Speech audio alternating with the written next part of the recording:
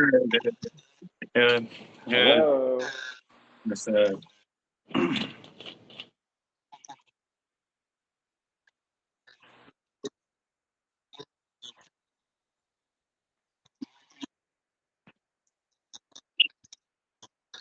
right.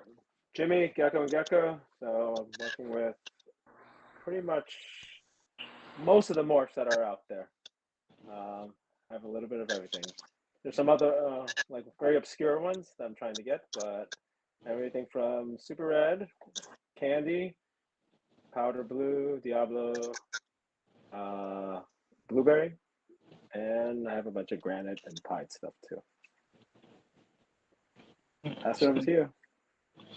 Josh all is right. next, I think. Oh, yeah. Whichever. I was waiting for Dakotah to, say next. Next. Cool.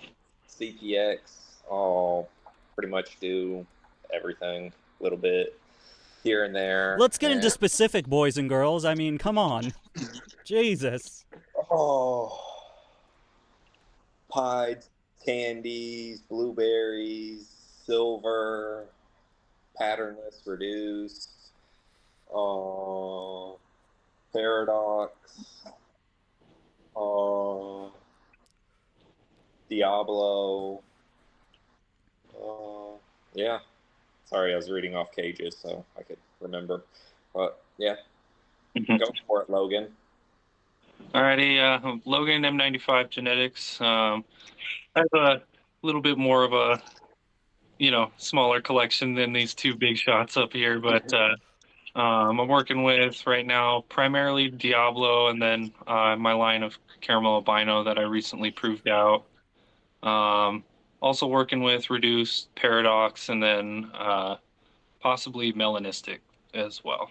So I don't know much about the melanistic. I hear it like tossed around every now and then, but it always just kind of looks like a patternless to me that's fired down. What do you say to that, Logan? well, from the powder blues, they say they're like black, but they still have a blue hue. It's like a really like dark navy blue hue to it, and then like obviously the powder blue. This guy is more of a. He almost has like, it's hard to explain, like a silver tan to him. I think that'd be when brown. he's got his, yeah, sort of a brownish kind of color when he's lightened up. He has darkened eyes, like much darker than a normal's eyes. Oh, And okay. then when he fires all the way up, he's just solid black. Because that was going to be my next question, was the eye color. Because now that we have stuff, Candy Dot, Diablo, Paradox darkens the eyes a little bit. I was going to ask if it does anything. Because the other ones I've seen is the eyes look the same. Whose Tokays are calling? Yeah, not mine. Mine. Is it yours? Right, we got AirPods on, so I can't hear. Like it's like. That's hilarious. And then, by the way, Logan, Josh, you guys need logos because everyone was really excited to see from Jimmy, but no one understood that you and Josh were going to come in on this. But for the people that maybe don't know who I am and are here because of Jimmy, I'm Dakotah, and I work with Reduced, Platinum, Diablo, Candy Dot, Paradox, Granite, Green Galaxy. I think that's it. Somewhere around there. Then a couple like oddball stuff that I'm still trying to prove out. Nice. Good stuff. So let's get into some questions. I'm really excited to talk Tokays. It's been a minute since I've kind of had a sit-down conversation just shooting the shit with Tokay geckos. Yeah. So recently, I don't know if it seems, at least to me, I haven't been very long in this. I think I started keeping and breeding Tokays in 2018, 2019. So I'm a little bit new to the game. But recently it feels like a lot of new morphs kind of came out of nowhere, at least from my eyes. So what is everyone's favorite project that they're really excited to get going on? We'll start with Jimmy. Me, definitely the blueberries. It's a really cool one to prove out here. I know it's not exactly first time ever, but first time in the US, I believe. So I got 2 pairs in last year, and they were both labeled blueberries, or blue paradox, they call them. Both pairs laid eggs for me this year. In both pairs, actually, the females tend to stay like jet black most of the time. They can't really tell. And the males, depending here and there, you'll see the paradoxing of the black feet. That's characteristic of it. Oh, Unfortunately, one pair, they both laid eggs, and then one pair, the babies hatched, and they kind of more or less look normal. And then the other pair hatched out, and the babies look totally different, and they look like baby blueberries, I guess. I mean, it looks like I guess it would be what I would call like an actual genetic version of a granite, right? You can actually see the black spots a little bit. Yeah. Oh, it's awesome. Can't really see the paradoxing because the babies tend to stay pretty much black, and then they have like some white dots, but then through it you can see the faint black spots. So that's pretty cool.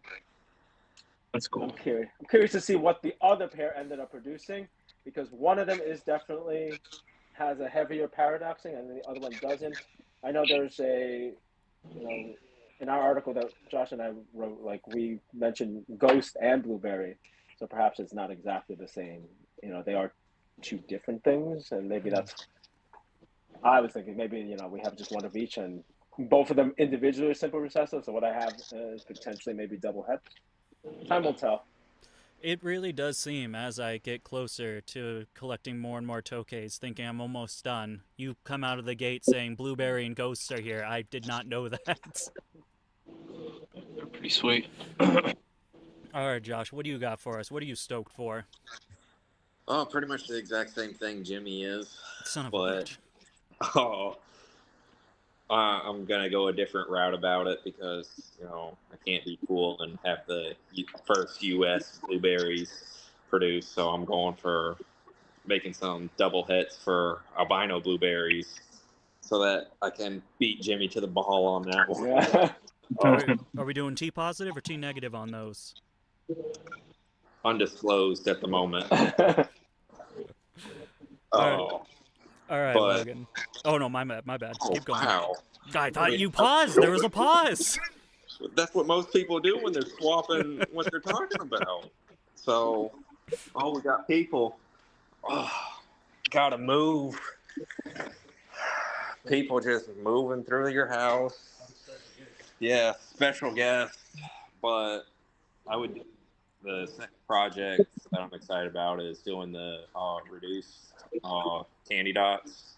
So pretty much just have a bunch of eggs of those cooking right now, from a reduced het candy to a visual candy. Three different pairings of those going right now with a minimum of at least 4 eggs in each cage. So hopefully some double visuals popping out soon. So I'm actually funny. Here's a little sneak peek. As you guys know, I've been having problems with this caging company getting me my cages. Very frustrating.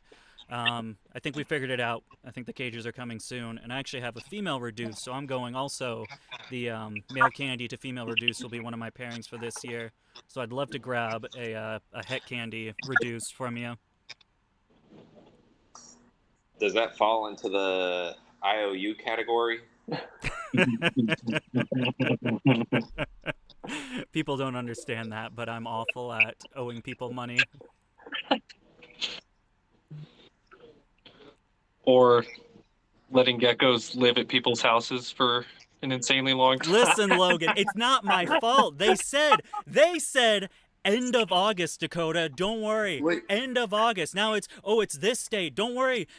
September 15th. And now it's, Dakotah, go fuck yourself. We're not talking to you. So I don't know, man. I don't know. I would like to throw in a point there.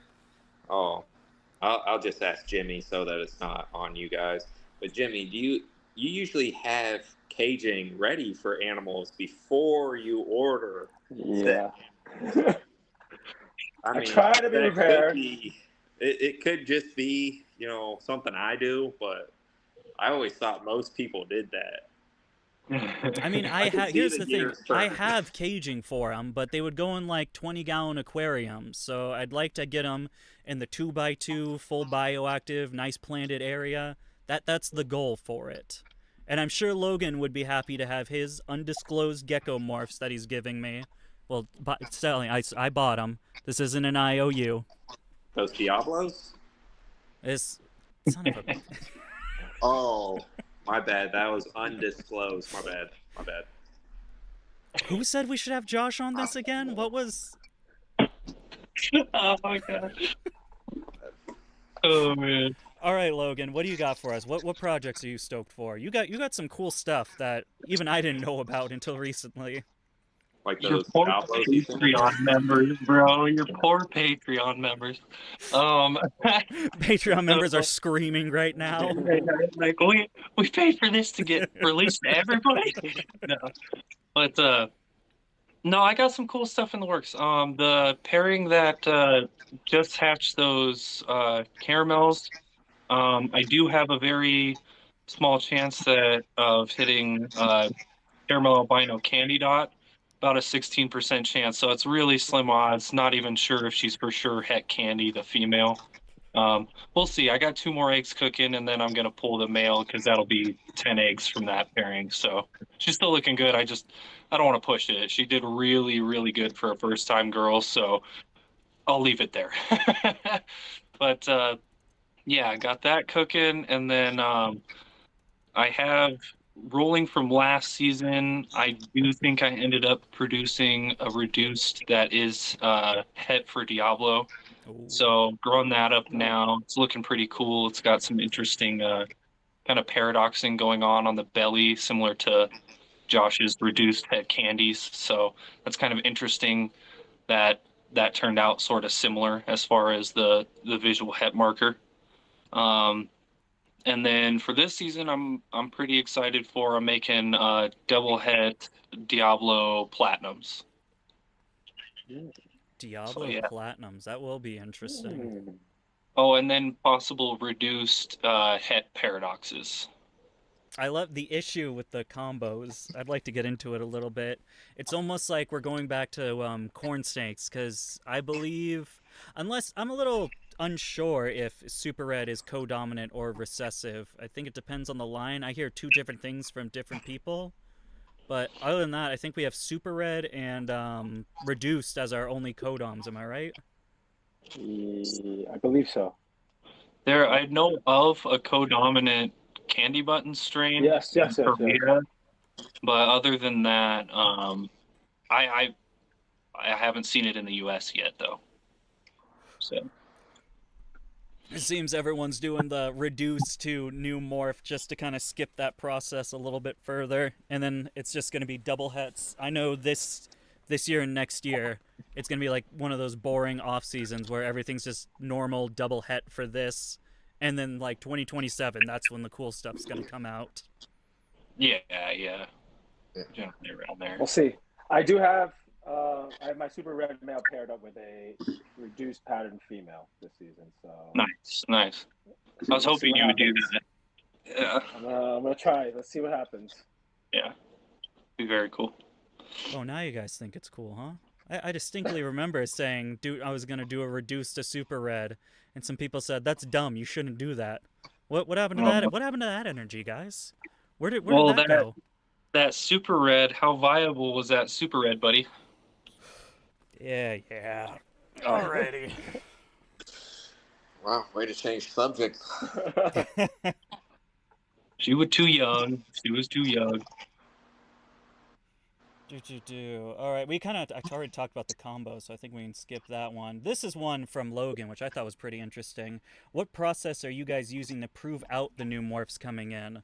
There seems to be a couple of different ways people are trying, and I've noticed in different communities, I don't want to bring back old drama, but different ways of proving out that kind of take shortcuts before actually understanding how the morph and the genetic mutation actually works. So what are you guys thinking? Let's start with Logan, since this is his question. Me personally, I always like to know for sure, like, what form of inheritability that I'm going to have when I'm going to do a pairing.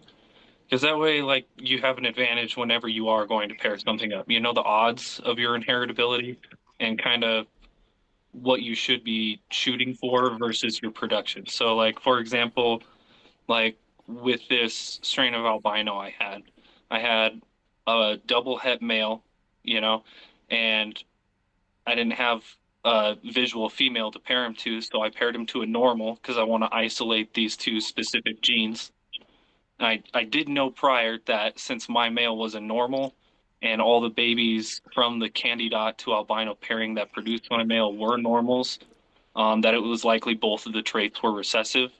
So I was like, okay, so I'm probably working with something recessive and I want to isolate these genes. So I paired my male to a normal female to create my possible double hets.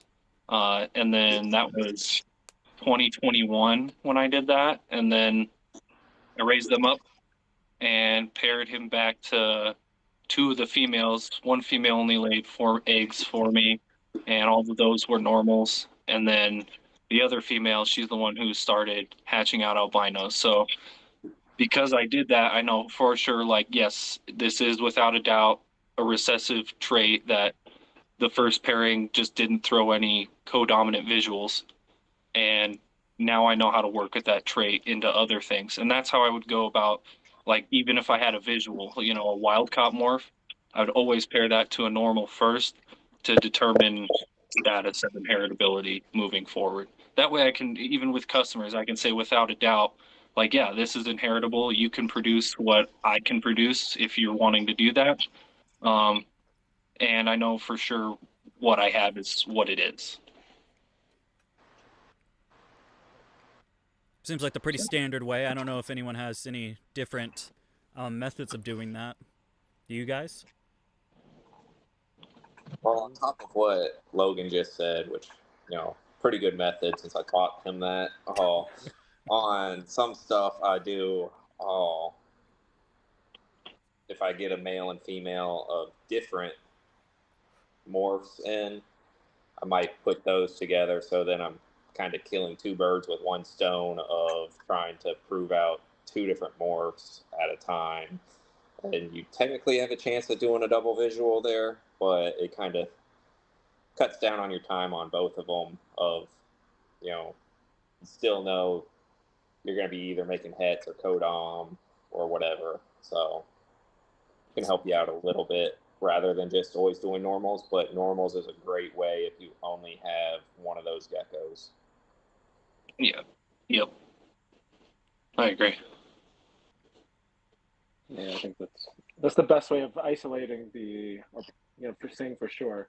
I, on the other hand, have been trying to match animals that are phenotypically look the same. As you said, the blueberry was a good example where two animals theoretically came in labeled as something, but obviously they're not the same gene. And then I've been playing around with some other ones, and some of them prove out, and others don't. Nothing that hasn't, like, I guess everything that I've been working with has been proven out already by other people here in the U.S. or out in Korea or in Indo. Like, it's like a known trait already, so kind of have something to work off of. So then that's why I'm like taking the gamble. Like, the super red, I was like, oh, everybody says it's co-dominant. Then put it with a female that was like a higher red female last year, and I was able to get 2 super red babies out of it. So I know that it is, at least from the super red side, it was inheritable, most likely co-dominant since it's first generation. But I can't say for sure what the other, the female was a higher red animal, so I don't know if that's influencing the normal siblings. So like that's where it becomes a little tricky. So this year I have some animals that came in as high red. These are males. These are adult males that have higher than average red. That look really cool. So I'm pairing them up with. I think I have one paired up with a granite, which I'm anticipating was going to throw normals anyway. So for me, a granite's kind of like a normal. And I think another one is paired with a normal. So I have 2 pairs of those going. So see what happens. So that's actually what I did. I have you guys know I don't know if Jimmy does, but you two know about the oddball gecko that I've been trying to prove out. I went through 4 different males with her for like I think 18, 20 months, and then finally I was like, I'll throw the granite. I'm just gonna leave the granite in there because I don't really have another female to get that project moving. Eventually, I think it took 7 months for her to lay 1 clutch of eggs, and she only laid 1, and we got 1 viable baby out of that. And so now that I'm growing that baby up, this year what I'm doing is, it was a male too, which I'm very excited because Oddball's a female. So while I'm growing that up, I'm using a paradox that I'm going to be putting with her. So hopefully we can get babies this year, and then in 2025 I can repair that to try to prove that mutation out. And if it does, then we might end up getting, what would be 100% het oddball that would also be het for paradox as well. So kind of move that along while I'm trying to prove stuff out as well. Nice. Nice. Yeah, it's amazing how many people you have just breeding geckos that look similar. Just because things look similar doesn't mean that they're the same morph. Then, like, you have Underground for a great example, putting two yellow spotted geckos together and trying to sell a normal baby as a platinum. Like, platinum would not look like that as a baby, and they're just trying to push it. But you have a lot of people doing that, like, oh yeah, it's double het this. Well, that's really not that true. Just because you think you know what your gecko is, that does not mean that's what it is. If you just got a couple wild caught morphs, it needs to be proven out. There's a lot of the morphs all look similar that do not mix. Especially when we're talking about wild caught animals, because they come in rough shape. I remember when you first showed me pictures of my candy male that you had for me, I was like, damn, dude, that thing looks like ass. But once we got some weight on it and got it really acclimated, the thing looks pristine now. I love that stripe down the tail. It looks incredible. So it's interesting seeing, like, when they first come in versus you give them, 6, 8, 12 months to really acclimate and get that weight on. They look like a completely different animal. Oh, yeah. But yeah, you actually got a good segue, because actually one of my questions is, I do see, as with Tokays, personally from my perspective, I feel like Tokays are gaining popularity, especially when it comes to the morphs. We've got new morphs going on and a lot of stuff. It doesn't seem as underground as it used to be. And with that, obviously comes people, these big box stores, underground, things like that, improperly labeling morphs. I've seen a lot of candy paradoxes, which are just straight candy dots being sold. And I feel like down the road, that's really going to lead to some problems, because someone's thinking they got this double morph that they're going to pair, that's going to create, hets for that, and just all in all be not a good thing in the future. So I wanted to ask you guys, for the people that have been working with these animals over a long time, what's a good way to help the average person that doesn't know much about morphs identify what these specific morphs can be? Question it before you buy it. Get a second opinion if you're buying a wild caught morph. Send a message to someone, even if you're sending it to Dakotah. I mean, some other opinion's better than no opinion. And it's crazy with how people just label stuff. I mean,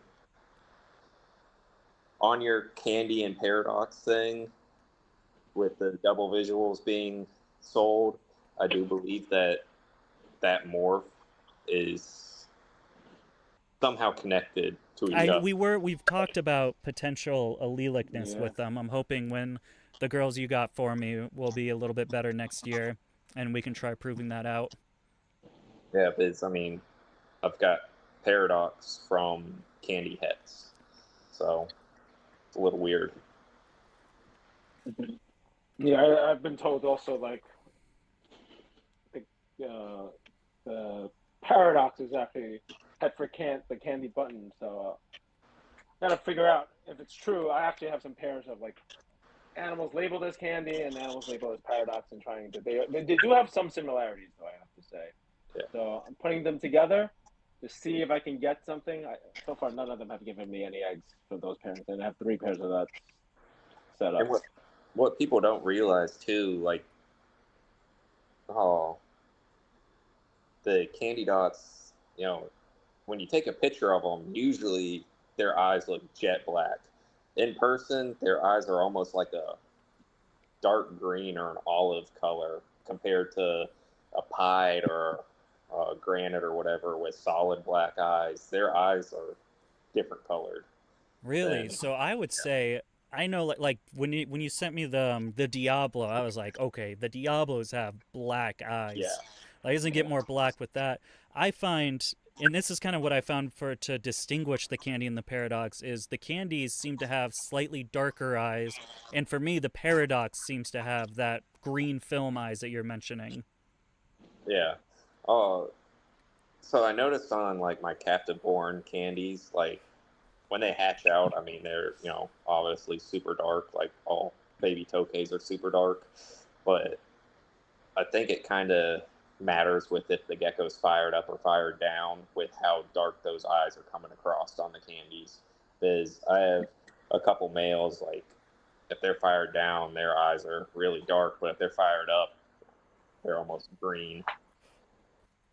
That's cool. That's cool. Yeah, I guess I haven't really seen the candy fired up that many times to get a good look. Because usually, as soon as he sees me, he scurries right back down to his hide, and so it's a little tough to get a distinction on that. Yeah. You got anything Yeah. to add to that question, Logan? Yeah, as far as like for people, who are after something specific, and maybe you're not buying an animal from like the person you're seeking advice from, but I would recommend seeking advice from somebody who's working with that mutation, who at least has some sort of, breeding experience or hands-on experience with those morphs, and get advice from them, because that way you have the closest information you can get, the hands-on information with what you're after. Um, Seeing Tokays in pictures, that Tokay can fire up and down multiple different ways. It can misfire. So like you might not think you're getting is what you're getting, or versus like you think you're getting something that looks amazing, and when it comes in, like it looks weird compared to the photos, and you're like, oh, I didn't get what I wanted. Oh, like every time I get something from Josh? Oh no, yeah.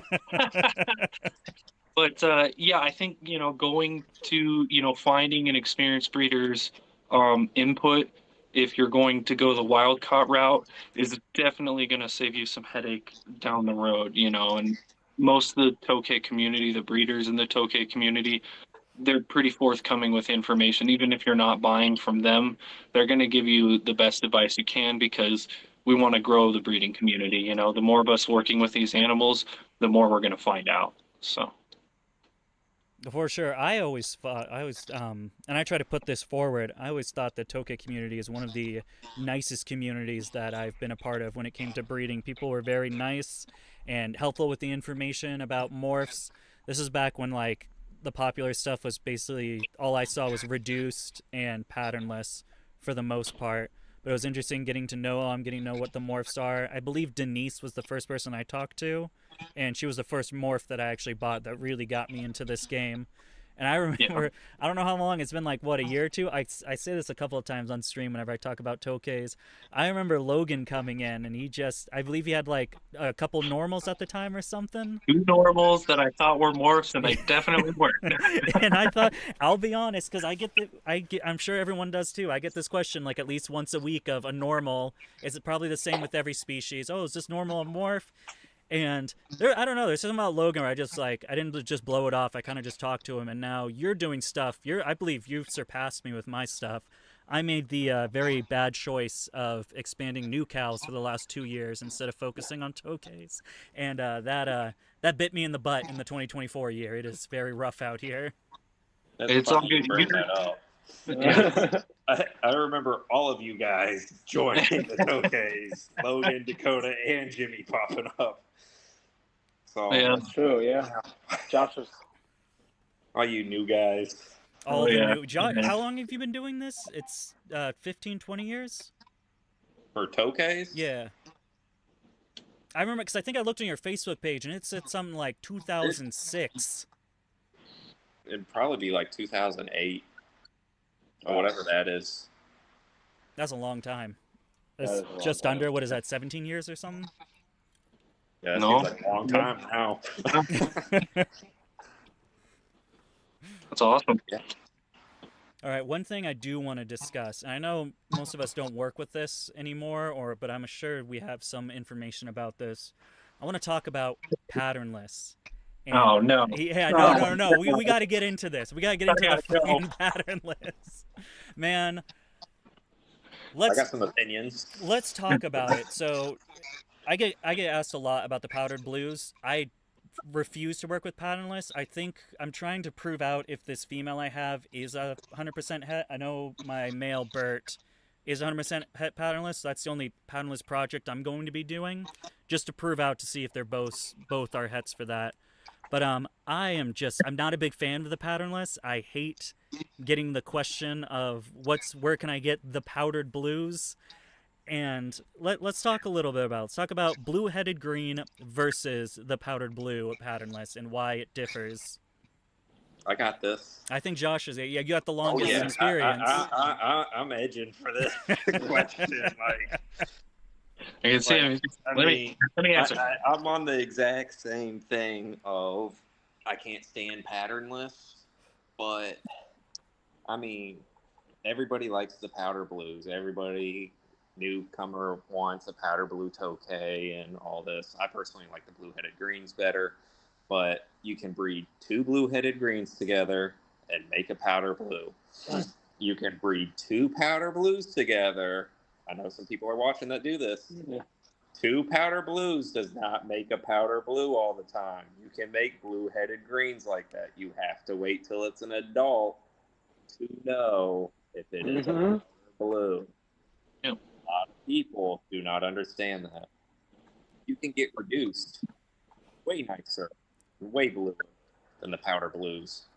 And to me, that's a better looking gecko anyway, but that's a whole different topic. Yeah, my male makes some really nice reduced patterns.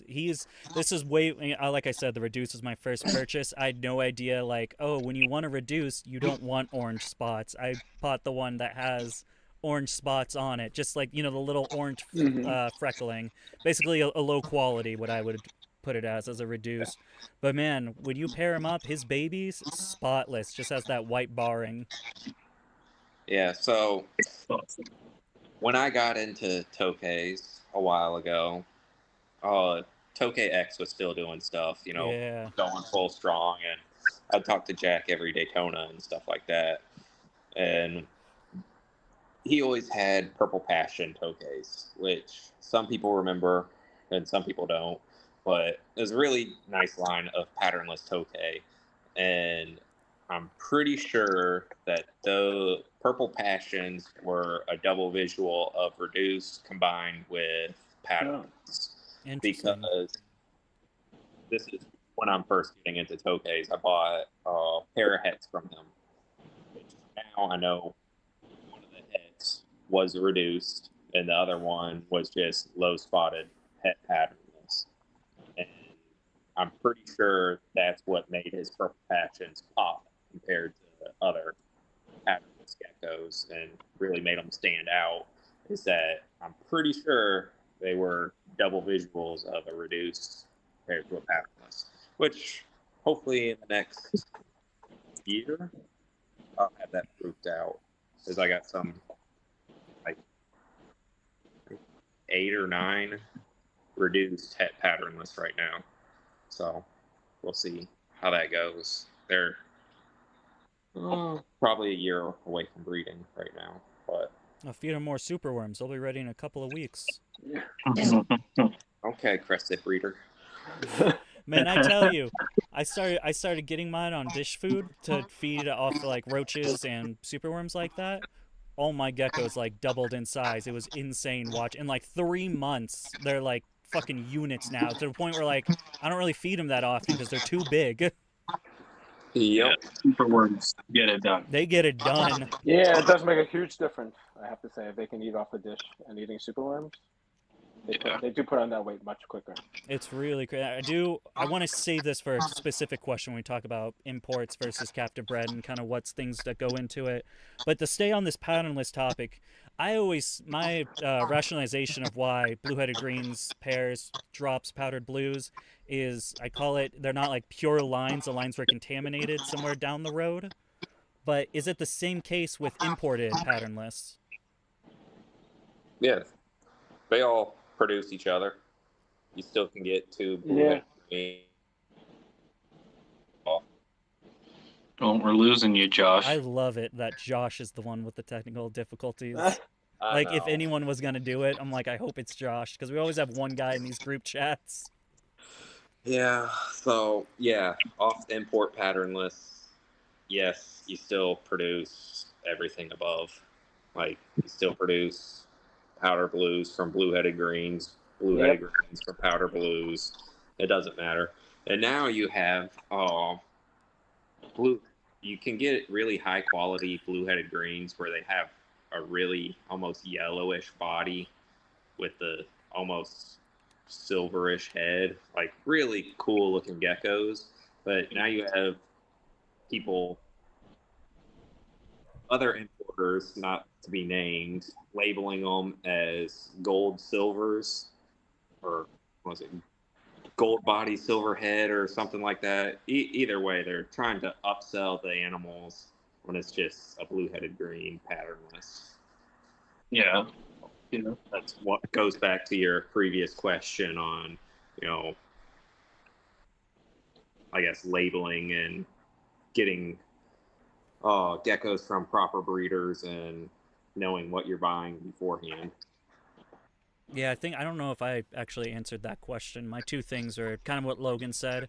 I would just go to a reputable breeder, especially if you want to get into the Tokay game and get into morphs.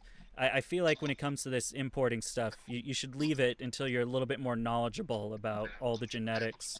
And then myself, I'm putting together a little Tokay morph guide. I haven't seen one, unless there's a new one that I don't know about. I haven't seen one been done since like 2003 or something. Maybe it was in the 1990s. It's a very old guide. I'm So just saying, I've seen some plagiarizing of a certain article that was written on somebody's website. So I don't know if Jimmy's seen that or not, but That's funny. I those believe. pictures look awfully familiar. Oh yeah, I've been ripping those from Google straight up. Whatever the first, I'm like, rip. Yeah. But yeah, it's still basic. I think I just have like pretty much what I'm working with, and then I believe I have Diablos on there from Logan now and Platinums. I talked to you a little bit about to get that info in there, but I'm trying to go down the road and kind of create a full guide of all the morphs that you can get in the U.S. currently. It's crazy just on the stuff that, like, Jimmy even can answer this. Like, how many geckos that we have brought in together of we're supposed to be one thing, then I know. like, what the heck is this? Or they send you, like, it's crazy on their labeling stuff, and you're like, this looks like a normal, and Hypo is one that I would have to say. Hypo is a big one that has a wide range of how they label. Some people are labeling things that look pretty much like an albino, a T plus albino or whatever. Sometimes even a T minus albino. They call that a hypo. And then you have things that just looks like a normal that's a little lighter in color to me. And it's like it runs the whole gamut. That label has been used very loosely or freely by a lot of different exporters. Yeah, and I feel like that just causes some issues because I know I've seen like on Morph Market these quote unquote hypos. Some of them look really cool, and like I think there's been a few where I'm like, yeah, I'd probably spend $3,000 trying to prove that out. Yeah. That thing looks rad. Pair those two together. But then there's some where I'm like, oh, that looks just like my normal girl who has Yep. orange spots and is a little bit lighter than everything else. Definitely not something that But is actually a true hypo. there is a solution when you get geckos in that just come in looking like normals. I know this guy who runs a YouTube channel that'll buy them for a pretty good dollar.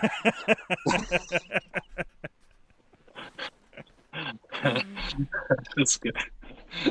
Or at least give you an IOU. That's crazy because last night or maybe it was a couple of nights ago, I thought I was in the group chat and I sent like 20 photos of these two girls because I'm like, what the fuck are these? I can't tell what's Candy Dot, what's Paradox. They kind of look like normals. And I actually just ended up sending them all to Logan, and I feel like Logan thought it's like, oh, he doesn't want to hurt Josh's feelings. Yeah. If Josh had feelings to hurt. Yeah, I guess we'll go to the next question. Anybody know why Dakotah changes his business name multiple times?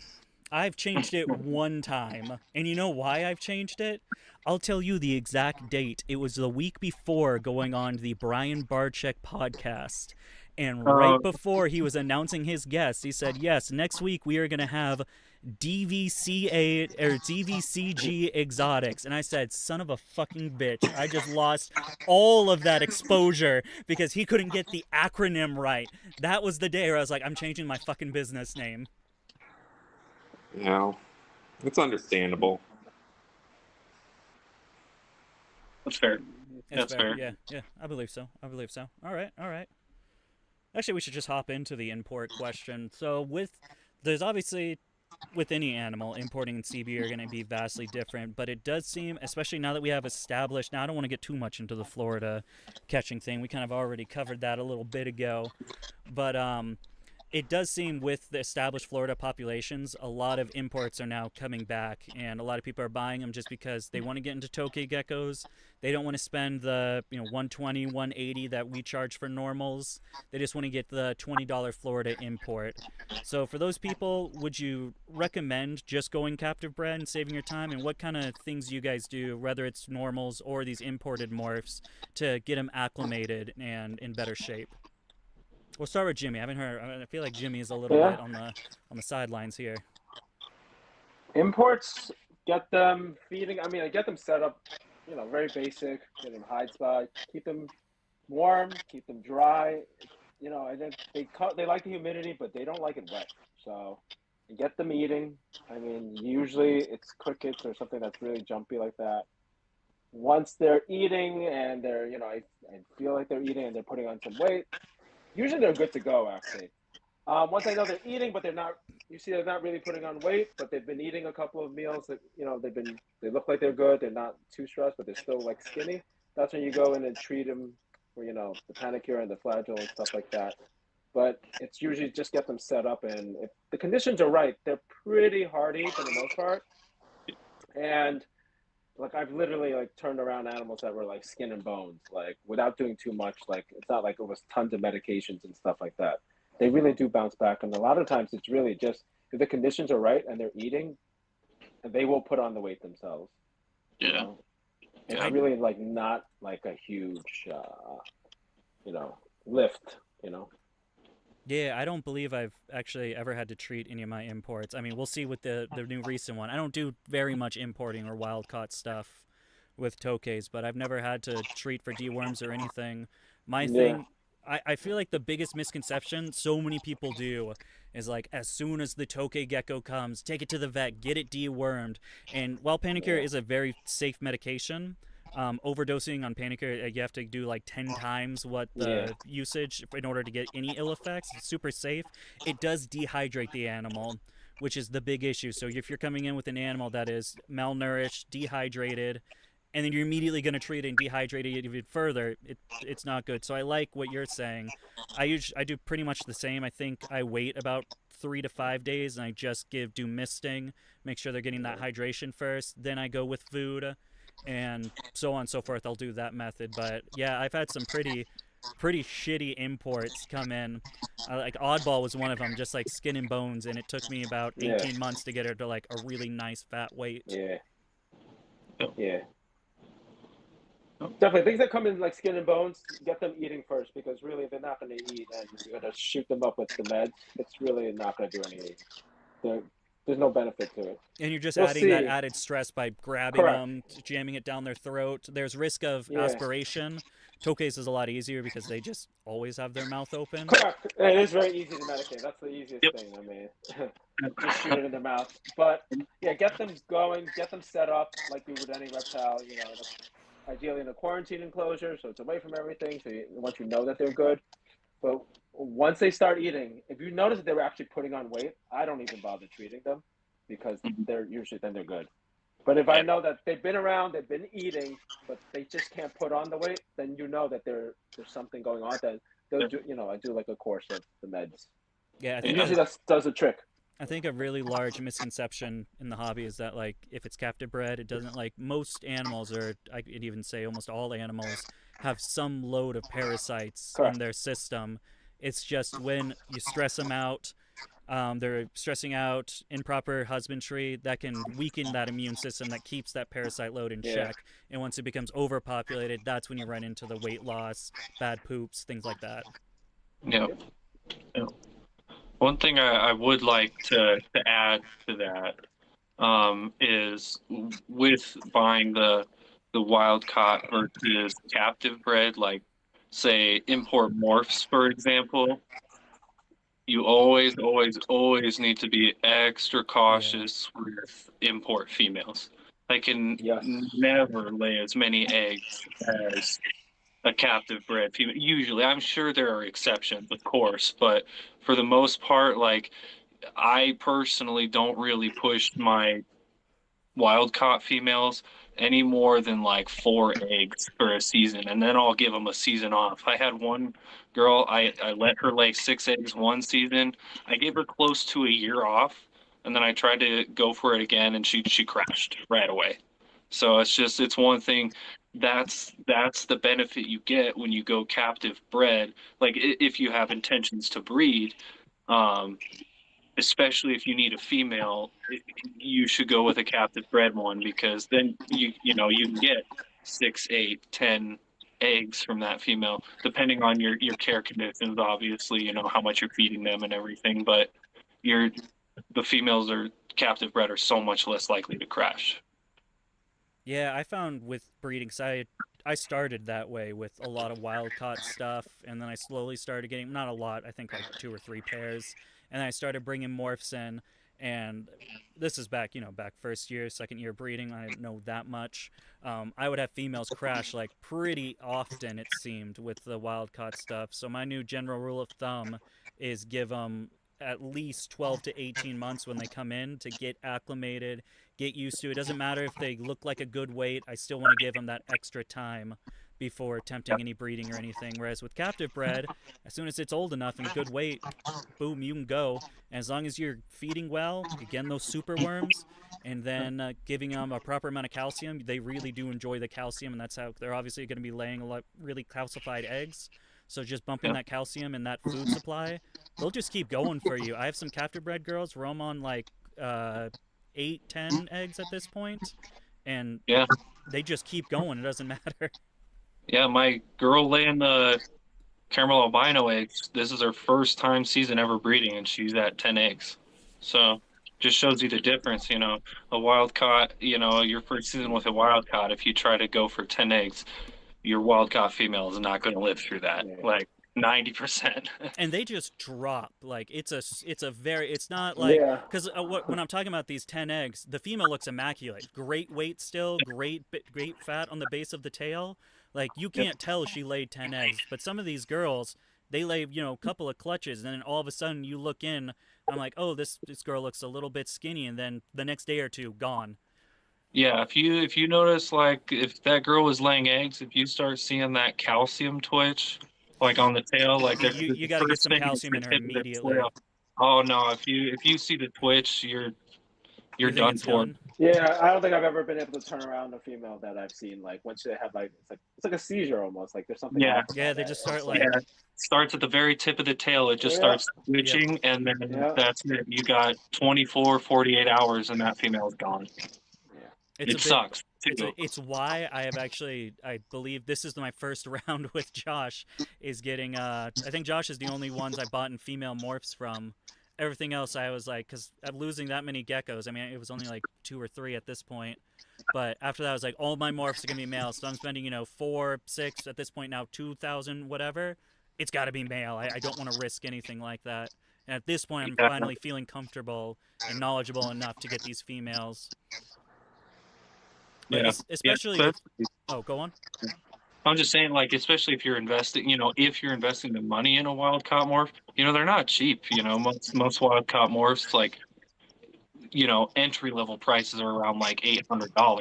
All the way up. If you're getting in on an import, your minimum buy-in on an import is probably around like $1,200, and that's for one gecko. Mine was 2. Yeah, exactly. So like if you spend all that money. Josh, why are you smirking? Wait, could I have gotten that import? Yeah, I said 2, and Josh went. Well, yeah, if, you spend all that effort and then that gecko dies, that could be, you're really hopeful and excited for that project. That's just, that really sucks. It's kind of detrimental. It'd really turn a lot of people away from breeding. Huge discouragement.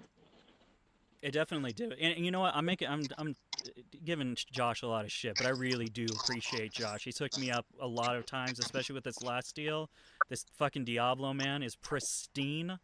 I really huge shout out to Josh with the imports. He does a great job. Woo. And the best part is, Gotta say thank you to if you put Jimmy. a deposit down, he'll hold the gecko for like 7 months, and he'll be able to get that weight on. You don't even have to acclimate it. He'll do it for you. Just keep saying, "I'll give you $100 next week." It works great. I learned to add the price in for for- You tack They're on gonna that extra charge for 150. yeah. Yeah, I That think I'm going to have Diablo to charge you cost some me ready up, to but breed hat. Importing it was another 1,500. Yeah. Yeah, it just seems. I understand the price tag for these guys. I mean, I was the same way. That's how I started with the wild caughts. But especially if you plan on keeping and you have a basic knowledge of acclimating wild caughts, which is basically leave them the fuck stop touching them, stop checking it, leave them. I don't touch these. When I sent you those pictures, Logan, that was the first time I took these girls out and actually looked at them. I haven't since. I just leave them alone. Don't look at them. It's fine. As long as I don't see crickets moving around, I'm like, well, they're eating because those crickets got to go somewhere. Yep. Leave them alone. Get water in them, and get them eating. That's kind of the thing. Especially with Tokays, they're a very hardy animal when it comes to getting them back up. But Yeah. especially if you're thinking about breeding, there's a lot of issues that come into it. Especially, you don't know how old this animal is, what it's gone through. I mean, you can have an animal that perhaps in importing, it's been, dehydrated for a week. That's going to be hard on the kidneys. And then next thing you know, the female's dead. And that's simply because she was in renal failure and you had no idea about it. Yep. Yeah. Absolutely. I would add for breeding, definitely. I mean, I found using UVB, giving them access to UVB, Yes. has been a huge positive because Yeah. I've actually lost captive bred females before. And you leave them and they're producing too many eggs and stuff like that, they will also crash, just like the wild caught females. But Yeah. since using the UVB, I think it's reduced to almost like it's rare. I would 100% agree with that. Like, in a breeding situation, I almost would say UV is almost necessary. Yep. Like, if you really want to prioritize your female, she should be under UV. Yep. So I found a couple, because I was actually going into one of my next questions. There seems to be some debate, and I know there's some breeders that are like, you don't need UVB, I've never used UVB, you can breed them fine. But I found that, number one, yeah, you're going to get better production, the eggs look better. I don't have any of that, like, spottiness where there's some calcium spots missing or anything. Eggs look immaculate, babies are hatching great. And I've also found with babies, keeping them under UVB, they'll grow faster for you. Yes. Yeah, everybody just does better as a whole, honestly. So, is everyone, Josh, you using UVB as well? Up until this past year, I haven't. Mainly, I don't know. I heavily calcium, not as much as some patternless breeders calcify stuff, but I have had issues with the crashing and stuff like that, and I've also done very well without it. But I did add it this past year just to overall benefit the geckos. If it can benefit them, why not spend an extra $10, $20 on a light bulb when you can help your gecko out? If it doesn't help, then it's $10 or $20 that I at least tried, but I do think it will help, because they're not like a complete nocturnal gecko, they'll be out during the day, even in the wild sometimes, so it's something that I can definitely see being a benefit, but I can't truthfully say that I've always done it or anything like that. But you can lie. No one will know. I know, but, that way they know that I tell the truth, especially when I talk about you. that way when Josh's first YouTube video canceling Dakotah is true. Yeah, I dig the UVB. I've actually noticed my geckos also come out a lot more often and are basking under it. And Yeah. another thing I Oh, wanted to see from you guys is anyone. I feel like this is mostly seen in leopard geckos. They leave a dish of calcium. Is anyone doing anything like that, leaving dishes of calcium and having their geckos lap them up? I don't personally know. no, I haven't tried that. But usually, like, I'll dust like the super worms, and there's obviously like extra calcium that stays in the dish. The dish is not dirty. I don't replace it. I don't know if I've ever seen like a female go and just lap up the calcium though. I've heard for some breeders that it does work. I do the same thing as you. I just throw a bunch of calcium, no, Yeah. without the D3, just regular calcium, and I'll just really dump it in there. So when they get it, they're probably getting some extra calcium in there. But it seems they're more interested in the worms than the Yeah. actual dust itself. You gotta remember, calcium will go bad just out in the open. Like, it doesn't stay good just because it's dry in a bowl. Especially when we're Yeah. talking about a humid cage as Humid, well. yep. It does seem to like almost become like a clay-like substance after a Correct. couple It actually of makes days. it. That's how you're gonna make the dish dirty. Actually, I mean, usually if there's calcium Yeah. stuff and just like. So I don't. Well, But that's something to try. But I haven't Yeah. done it. I mean, you even ask Logan this. I know Logan more recently learned this, but like if you look on the back of the calcium container, like you'll notice that some of them need to be refrigerated after a certain amount of time or after opening. And Yeah. I see, think, was it Alejandro that message like every breeder and be like, refrigerate your calcium? And I'm like, what? Well, no, I had a gecko die because of that. So I kept my calcium out in the open, and I found out that if you just leave it in the open, whatever the expiration date on your calcium, that is the expiration date for if it is refrigerated, not if it's out interesting. in the open. So my calcium was basically useless. I was giving a captive bred girl nothing, just dust. Yeah. And she ended up not being able to get enough calcium from her feeders, and she crashed on me, and it really sucked. Like, I really, she was one of my first females that was captive bred, so I really liked her. I mean, And yeah, so refrigerate your calcium, gents. It's That was a worth good it. tip. Is everyone using the Rapashi? Is that what I'm seeing with you, Jimmy?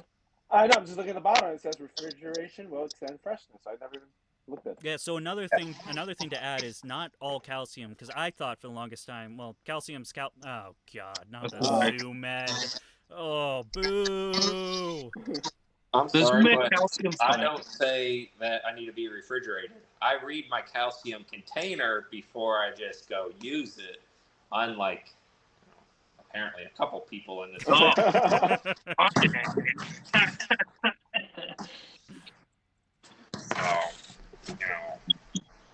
Hate as much as you want, Dakotah.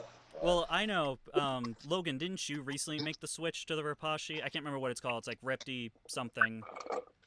yeah. I use the I don't know. I'm kind of hit or miss between it, because like I do like the Rapashi stuff, but it's very expensive. But if you look at the crude calcium content on the ZooMed, it's literally the exact like same content. And as far as calcium and D3 goes, I do calcium with D3, and I haven't really noticed a difference in one versus the other now that I do refrigerate my calcium. But the bonus for the Rapashi is the other added vitamins and stuff. That's what I But was gonna ask. I'm uncertain if that should be like with all the added vitamins along with the calcium, if that should be like in every feeding type of thing, because it's almost just a multivitamin at that point. So I've been trying just the calcium, and then I'm gonna get the Rapashi just multivitamin, so I can give that in an interval that, I feel like I could be just overanalyzing things. I'm kind of that way sometimes, but yeah, I'm trying that for now. Well, I mean, at this point, we're working with geckos that are far in the 4 digits, at least. I'd want to overthink, my supplementation, anything that makes sure that animal stays the way it is for as long as I can. You added a decimal point in that equation, Dakotah? I'm sorry? You said 4 digits. I was wondering if you had a decimal in front of 2 of those digits. Oh my god. Yeah. Swear to God. You took my money. You know how much I'm spending on these geckos. Oh, yes, he does. So do I. Easy there, Logan. You can sit back forward. It's just gonna fucking...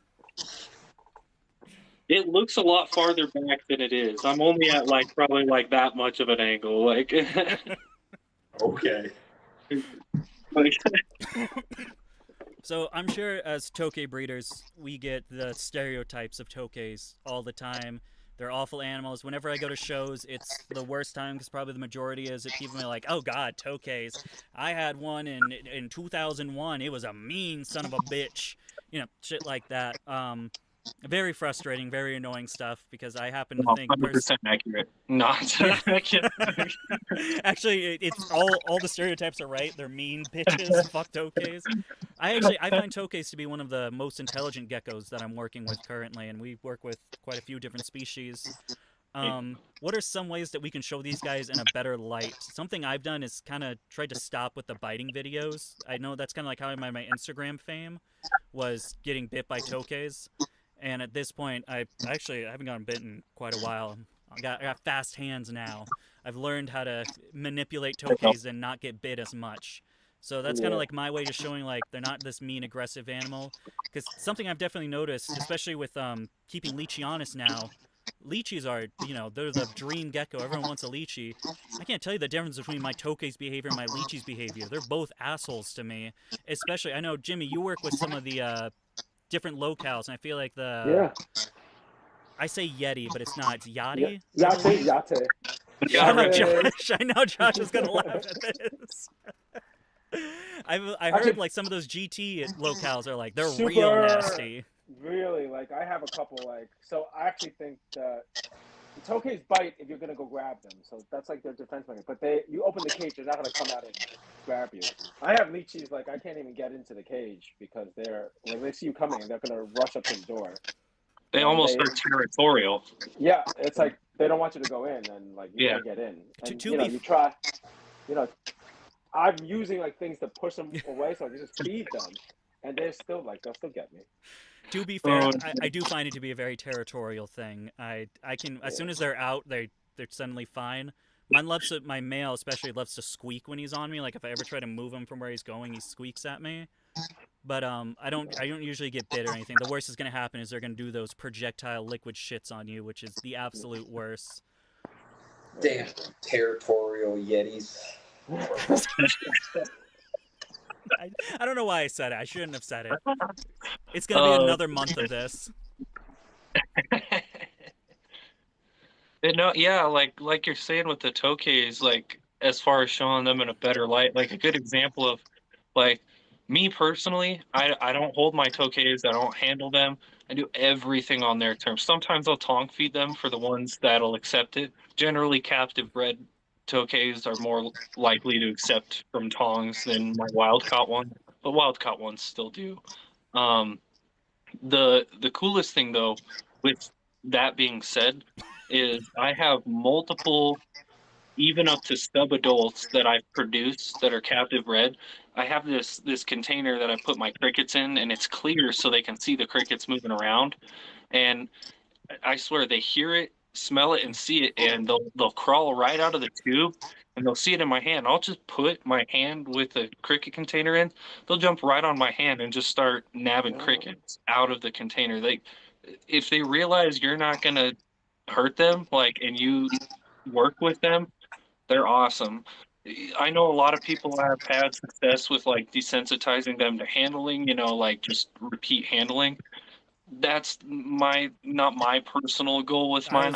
We could have a little bit of back and forth with that because my taming methods and your taming methods are super. They seem to be the opposite of each other.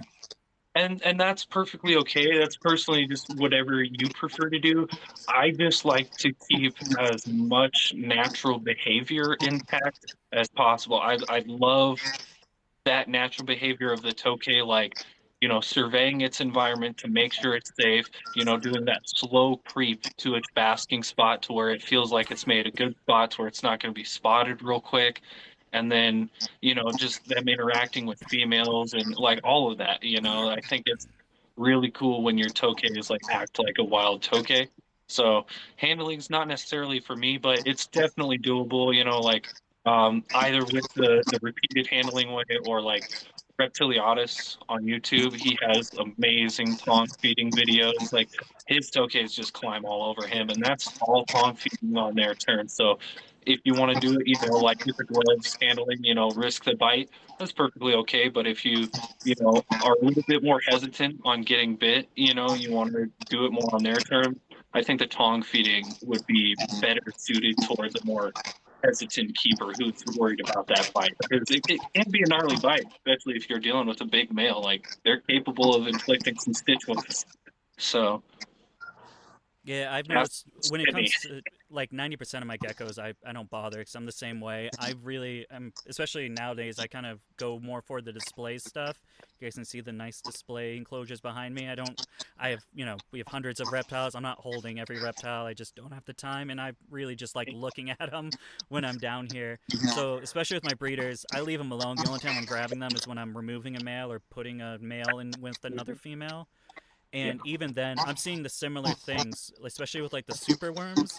They know when it's super worm time Yep. because at this point, when I put it in the bowl, I'm not done finishing, and I already see geckos coming out of their hides to Yep. start nailing them. You just hear thunk, thunk. Yeah, that's how you know it's happy tokays. You just hear Yeah. thuds Yeah. every once in a while.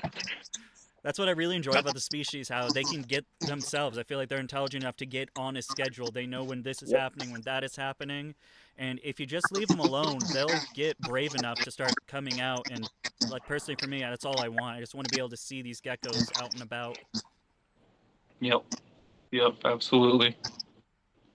And the family structure. I think that's really cool too. Oh yeah. That's You know, the reason having why I got babies, into them.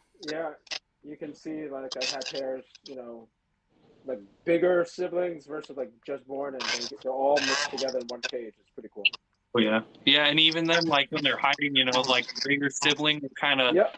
scooch away for the smaller one to be able to Yep. tuck into the safe spot. And you're like, oh man, that's so cool. Like they're all like truly living together. Yeah, so with you guys know I did the PVC pipes. I kind of had a little bracket and I put PVC pipes in Yeah. there, and they use it as a hide. But the problem was it's very difficult to get the males out or any of them out, and they kind of just hide in it 24/7. So what I've started doing is taking it out, and I was doing that yesterday with my reduced pair, and we already have a couple of babies running around in there. And that baby immediately went right under Dad's chin, and he kind of like tucked him in and then opened his mouth. He's like, yeah, go ahead and try to grab me now. Yeah, that's awesome. I like whenever they come out of the tube for feeding, and they always do the same thing. They come straight up out of the tube, and then they do the 180 to face down and like get into ready position, and you're like, all right, it's feeding time now. How about you, Josh? How do you tame your tokays? Or do you like leaving them mean for the other guys that buy them from you? I don't have any issue with them because I don't hold them. That's fair enough. As can be. My hands are fine. Mine got some scars, but that's not from the tokays. Yeah. I get bit by my kids more than I do my tokays. Yeah. But Josh is good. He's able to even get pictures outside though with the Tokays. I remember when we both bought the Super Reds and Josh started taking pictures in his driveway with it, and I was like, I could never. The Super Red was my first like big purchase as a reptile breeding thing, and I think my last biggest one was like 800, so it was a huge jump. I was like, I could never let this thing outside. If it got away, I don't know what I would do. I don't have any problems taking pictures with them outside. Like, you can tell they're not latched on to me or anything like that. Yeah. I don't like the camera going up to them, so they'll open their mouths and be upset. But other than that, they're easy to take pictures of. Well, I found if you hold them like this and then just kind of like They'll be still enough to take whatever pictures you want with them. The fridge method works well as well. Just stick them in the fridge for 20, 30 minutes. They'll calm down. Dazed and confused. Dazed and confused. Put them next to your calcium. Yeah, right next to the calcium. Just give them ketamine before photos, and they're great.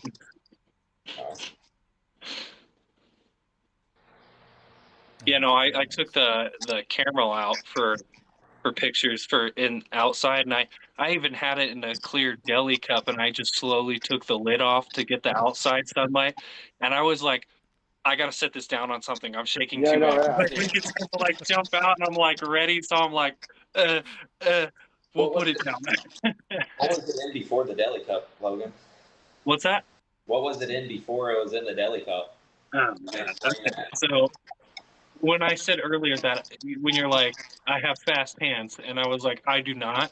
Well, that was in reference to yesterday before getting my photos. I use the zoom ed enclosures, and so when you open it, you have the little crack right here.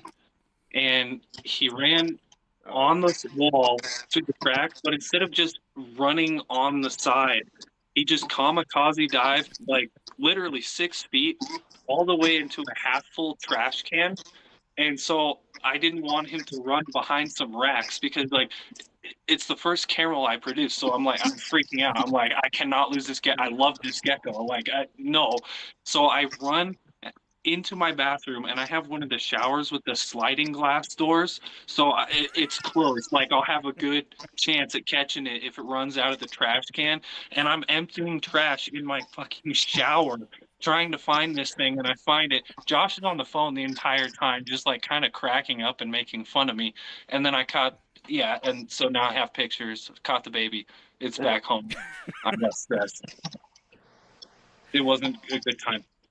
I have noticed that my adults never try, especially if I'm like checking for eggs, especially when they first, because after you get that first clutch, they always go back to that. But it's that first clutch you kind of like hunt around for which cork they use. I found my adults never try to like leave the enclosure. It's the babies that I'm constantly like, no, brother, like blocking it from. And I've got the giant 2x2, so I mean this thing's like.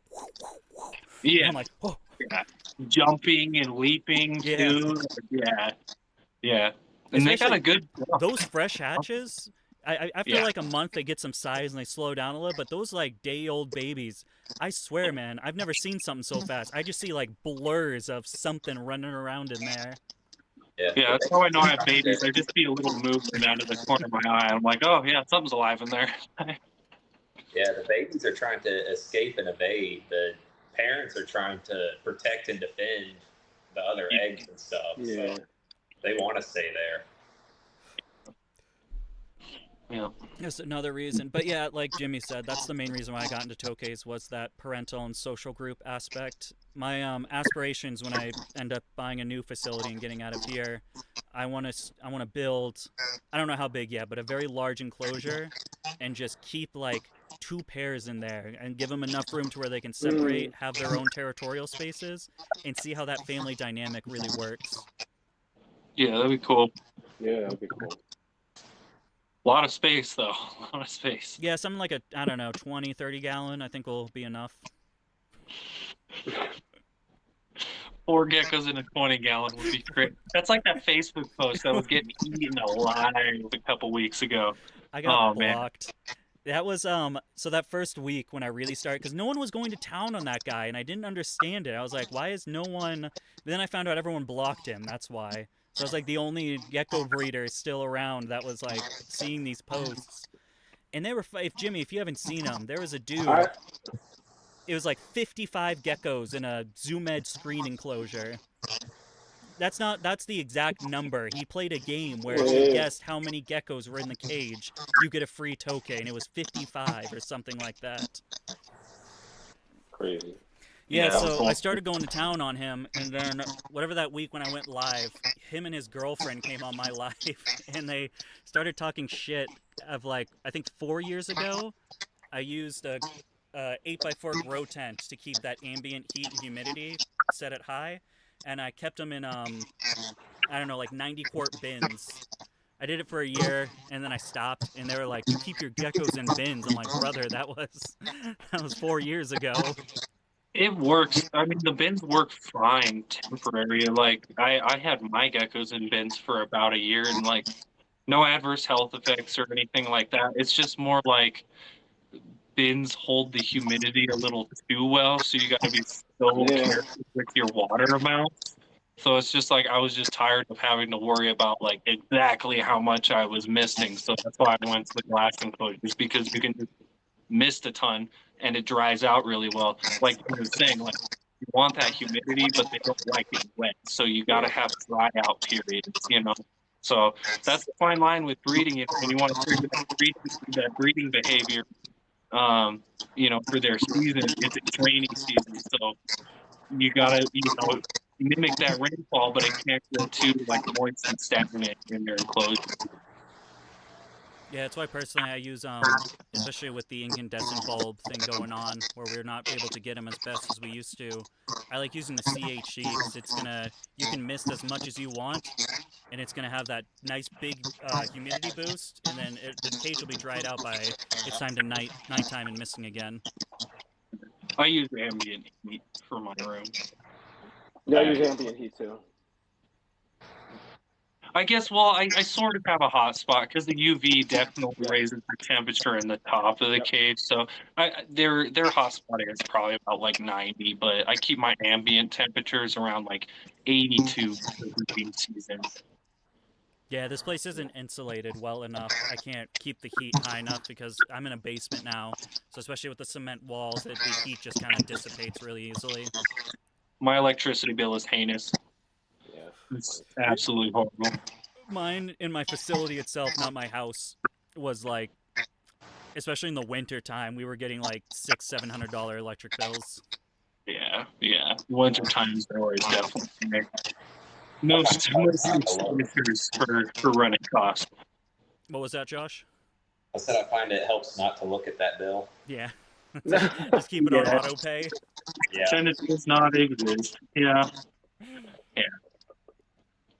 It's also tough because I mean, Dakota, you're doing the new cow stuff too, so you can't keep it like if you're all in the same room, then it becomes like, are you keeping it hot or cold? Honestly, I've seen this, especially in some of my old, like when I was first, I lived, you live in a modular home too, don't you, Logan? Yep. Yeah, so I lived in like Logan's place. It's super hard to regulate temperatures, and there were times I had my cresteds bumped at like a high of 92 because I just couldn't cool that room down. You keep on misting them, and you get food and misting. Those are the important things. Keep them hydrated and make sure they have food at all times. They were fine. They made it through the season, even like tiny little hatchlings. So I feel like NuCal can take heat. The issue is people don't mist enough with that added heat. Yeah. But with NuCal, I'm dropping 90% of my New Caledonian stuff. I'm going to keep a couple of guards, 2 pairs of cresteds, and then maybe get into more leechies to do like the leechies. But I'm kind of going more towards. I think everyone here knows herb time. I'm dropping some big butts with herb time now, getting some anole pairs. The anoles are pretty cool looking. That pair you sent with the nice greens and blues, man. Yeah. It's looking really good. Like almost as good as my Jewel Lacerda, but similar pattern, pretty, yeah. The larger anole that you would call it. Yeah, I call the Lacerdas the poor man's Tegu because they seem to act pretty similar with like them. Just like a Tegu. Yeah. Just like a Tegu. They're so fun. Like if you want something like as far as like bearded dragon size, but you wanted something like you love the morphs but don't want to pay for morphs, Jewel Lacerda is such a good pet. They're so interactive, so smart, and like as long as your UV's on point, like UV is like top tier with them. You got to have strong like 12% UV at all times because they are sun worshipping lizards. But not heat worshipping, like I only keep mine at about 100, maybe 110 tops with a very wide basking area so they can heat their whole body at the same time. But yeah, that's, and then they have to have a good amount of humidity around like, 60, 70% dry out periods. So That's Yeah, they interesting do to good in know. the Because Tokay. I've only used the 12% for like beardies, Euromastics, anything Yeah, like it's that. different for sure. I was surprised when I found that out too, but you do notice that like if you don't have the right UV, they'll start dulling out, and like even The under color, okay. artificial UV, Yeah. like mine are so much duller than when they were kept outside. And I give them like I use Arcadian UV, like I try to give them really nice UV, and from out it's night and day difference keeping them outside. Like That's it, what my but next question was going to be.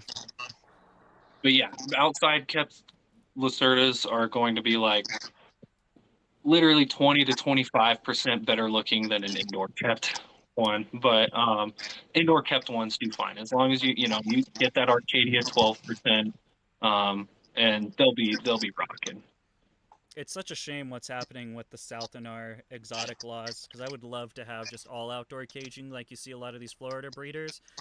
Of course, that comes with issues like themselves, like the recent hurricane. I I don't know if it's still going or if it did end up hitting, but It became a tropical storm. It's in like Tennessee right now. how was it for you? Because I know you're in Georgia, right? It hit me at a Category 1, but it made Not too bad. landfall at a Category 4. Damn. Oh, wow. Yeah, so it was fun driving to work at 3 o'clock this morning. But Jesus Christ. Jimmy, are you full time in this? No. No. There's no way. I wish. Same. Same. me and Jimmy You just spend too much be money poor. full-time You just got to business. get okay with being poor. I haven't bought nice things for myself in 4 years. It's just Buddy, animals. I live in a mobile home. I think I'm fucking poor. That's what I was in a trailer, and then my roof collapsed in on itself. Yeah, you were living in some conditions, my friend, that I was like, how is this boy doing this? Yeah, Like there was a your heat, time like, dude. there was a time I was living in my I was just living in my facility, and for about 2 months, and sleeping in a room that is 70 to 80% humidity and about 78 to 80 at night is not a fun experience. No, it is not. There's no way to put an AC up there because there are no windows. It was a rough time. We're in a much better place. Huge shout out to my girlfriend Casey. I know she's watching. She saved my ass from probably dying in that mobile home. You were getting down there, buddy. Hey, no hot water. So to clean stuff, I had to boil water in a pot like a fucking peasant. And the one good thing, so there was no hot showers. It kept me consistent at the gym because if I wanted to get clean, I had to go to the gym. That's fair. That's fair. Yeah. Well, I hate to sign off, but I got to sign off. I got to go put kids to bed, and my phone's about to die. So you guys have a good one. No problem, man. Hey, you take it easy. Yeah. Good night, Josh. Thanks for See ya. coming on, man. Yeah, no problem. Yeah, you guys don't feel compelled to stay for the whole time. Oh, you're good. I'm not really doing anything, so Yeah, I don't Got do more- anything with my life. This is the thing. yeah. I mean, the only thing I do other than reptiles is just like work. I work at a wind turbine blade manufacturing company, so I just factory job. You got the new job. I remember last time you worked in like toxic chemical. You would wear hazmat suits at your job at your old one. Yeah, I was working in like the semiconductor chips that they put in your phones for like graphics cards and stuff. They were manufacturing those, and I would take out all the like excess chemicals from the subfab. And yeah, they had some nasty shit, like shit that was like in the subfabs. Like basically how it works is the subfabs get the raw chemicals, and then they load them into machines that dilute them to the upstairs machines. And so like when they're doing maintenance on them and stuff, they'll dirty towels, and put them into certain bins with that waste. They had like agents there, like one of them is a capful, like regular like soda bottle, like this cap. Yeah. If you got that much on your skin, they just give you a phone call and they say call who you need to call. Like there's nothing like It's like you're gonna die. So like, yeah, it was pretty. But you know, I had my proper PPE. You know, you're wearing like full length like acid gloves. You know, a apron that goes literally all the way down to your ankles, like shoe covers. Like you're literally just like the movie hazmat suit, you know, just walking around. Wow. So yeah, just a sketchy like janitor was pretty much that. But yeah, now I'm working on the wind turbine blades. I help finish those. So like they put the shell of the blade together, and then I do all the like basically like auto body work on the blade. We shape it, fill it with putty, sand, grind, all that stuff, and then kind of transitioning into like quality data roll now. So I'm just making sure everybody's like over laminations are correct, and you know, just did you do your shit right, yes or no, kind of position. But yeah, and then yeah, reptiles for fun, and then you know a little bit of disc golf on the side. A little bit of disc golf on the side. All right, all right. All right. That's cool. So my What about next. you, Jimmy? What do you do? Oh, I sorry. am, No, what does Jimmy do? I'm curious now. I thought Jimmy was in this full time. I didn't know that he had a job. I I did am too. I am a high school assistant principal here in the New York City system. What? Yeah. I would never have expected that. That's wild, dude. That's So cool. we're talking about we're talking about chemistry. I was a chemistry teacher for many years before I became an assistant principal. I'm gonna Okay, be yeah, honest. the This is chemical I was working with was TMAH. So See, I gotta look that up. yeah, it's a gnarly chemical, man. It's gnarly. I'll be honest. This is my first time talking with Jimmy. Like, I've just In person, yeah, we've yeah. chatted, We'll but talk I've never about actually like yeah. on the phone or seen him in person. Yeah. I thought you were gonna have a very thick New York accent. That's how I pictured it. Oh yeah. Yeah, I did not picture it. I was like, it's gonna be heavy New York. That's what I was expecting. That would be funny. That would not fit your Yeah. like that would not fit you though. I feel like you know you look so chilled and you know laid back. I feel like a New York you know like serious accent would be like too serious for you. Too serious. All right, all right. My next getting back on the Tokays. My next question is, obviously, especially with these Facebook groups, there's some good ones, there's some bad ones, but with the good ones, we have some cool Indo breeders. And I just always get sad when I see the morphs that they have to work with versus what we have here in the U.S. They're doing crazy stuff. I know Logan, you I don't know if you showed me or if I just came across it, but the Ghoul Tokay combo, which is the Super Red to Diablo, looks sick now that it really got its colors in. Looks absolutely awesome. Yeah, that's like Vi Lee, I think is the name on Facebook. I think it's actually in Vietnam, actually, that one. I thought they were in the U.S. because I was asking. I was like, "Yo, how much? How much for like a Super Red het? I'll pay anything." They're like, "Oh, I'm not in the States." I'm like, "Fuck, God damn it!" Yeah, yeah. No, I talked to him online for a little bit. I don't know. I mean, there's so many different people. Like, I don't even know who it is now. I have to look it up. Yeah, I think it's wall.alligator or wall.gator. Yes, yeah, or alligator. Yeah, wall alligator. I think it's something like that. That's what I remember. But yeah, my question is, on Instagram and then Vi Lee on Facebook. I haven't seen him on Facebook. It was Instagram. I talked to him. So my question for you guys is, if there is any morph you could import into the States now from Indo, what would it be? Whatever that tiger stripe looking thing is. That was mine. Yeah, that was mine. Oh. Yeah. That's sweet. Korea, right? That's in Korea, isn't it?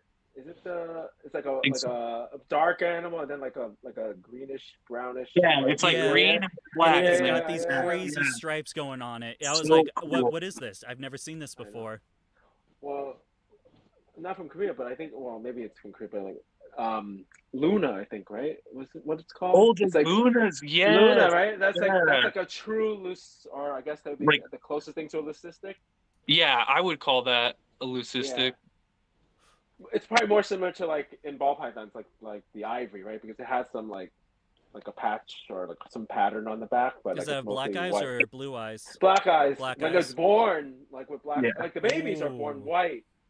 With black they're eyes, like dark white see-through. You can see all their organs and everything. So cool. Yeah, that one's have like some like a little brownish dorsal. It's crazy. Like I mean, even now, I mean, Jimmy, you just told me 2 new ones that I didn't even know were in the U.S. Right? I didn't know blueberry was I'm here. sorry, Dakota, you're dumb. No, I had to say you're dumb. Josh told me to do it. He just chatted me. God damn it! But Couldn't resist. it's crazy with just the stuff we have already in the U.S. How much more we can get. How we're not even at the tip of we're just on the tip of the No. iceberg to what we can really get in. And as we go, we're in Indo imports themselves. I believe are CITES 2 right now. They just put into CITES a couple years ago. Tokay's just these two, yeah. So I'm Yep. hoping we So, can still continue to get some of these awesome morphs, improve them out, and get some fresh blood going yeah. before they inevitably hit CITES 1, which is unfortunate because although, I mean, obviously with any, I wouldn't say poaching, but importing, bringing wild animals out of their native habitat into here is going to cause um, some downsides in their population, but I feel like the Yeah. most of it is them being hunted for food. Oh, Yeah, food and without a doubt. medicine. Without Food a and doubt. medicine, It is. yes. Like, I talked to some of these exporters, and they've shown me like pictures of what It's their daily great. The catches. stands, it's like Tokay kebabs, and there's like hundreds Oh no, of like them. but like it's like cratefuls, like thousands of Yeah. like normal Tokays, and they're just picking through to see which ones are morphs, and then those are the ones that are like sold to like the individual. Though, yeah, those are the ones that get to hunters. live. Yeah, basically. But it's like literally like thousands, like I mean, Yeah, it's a huge trade. Huge. Oh, you're talking about when sorry, I was talking about like you go to like I don't know what you would call them, like like the flea market type shops and stands.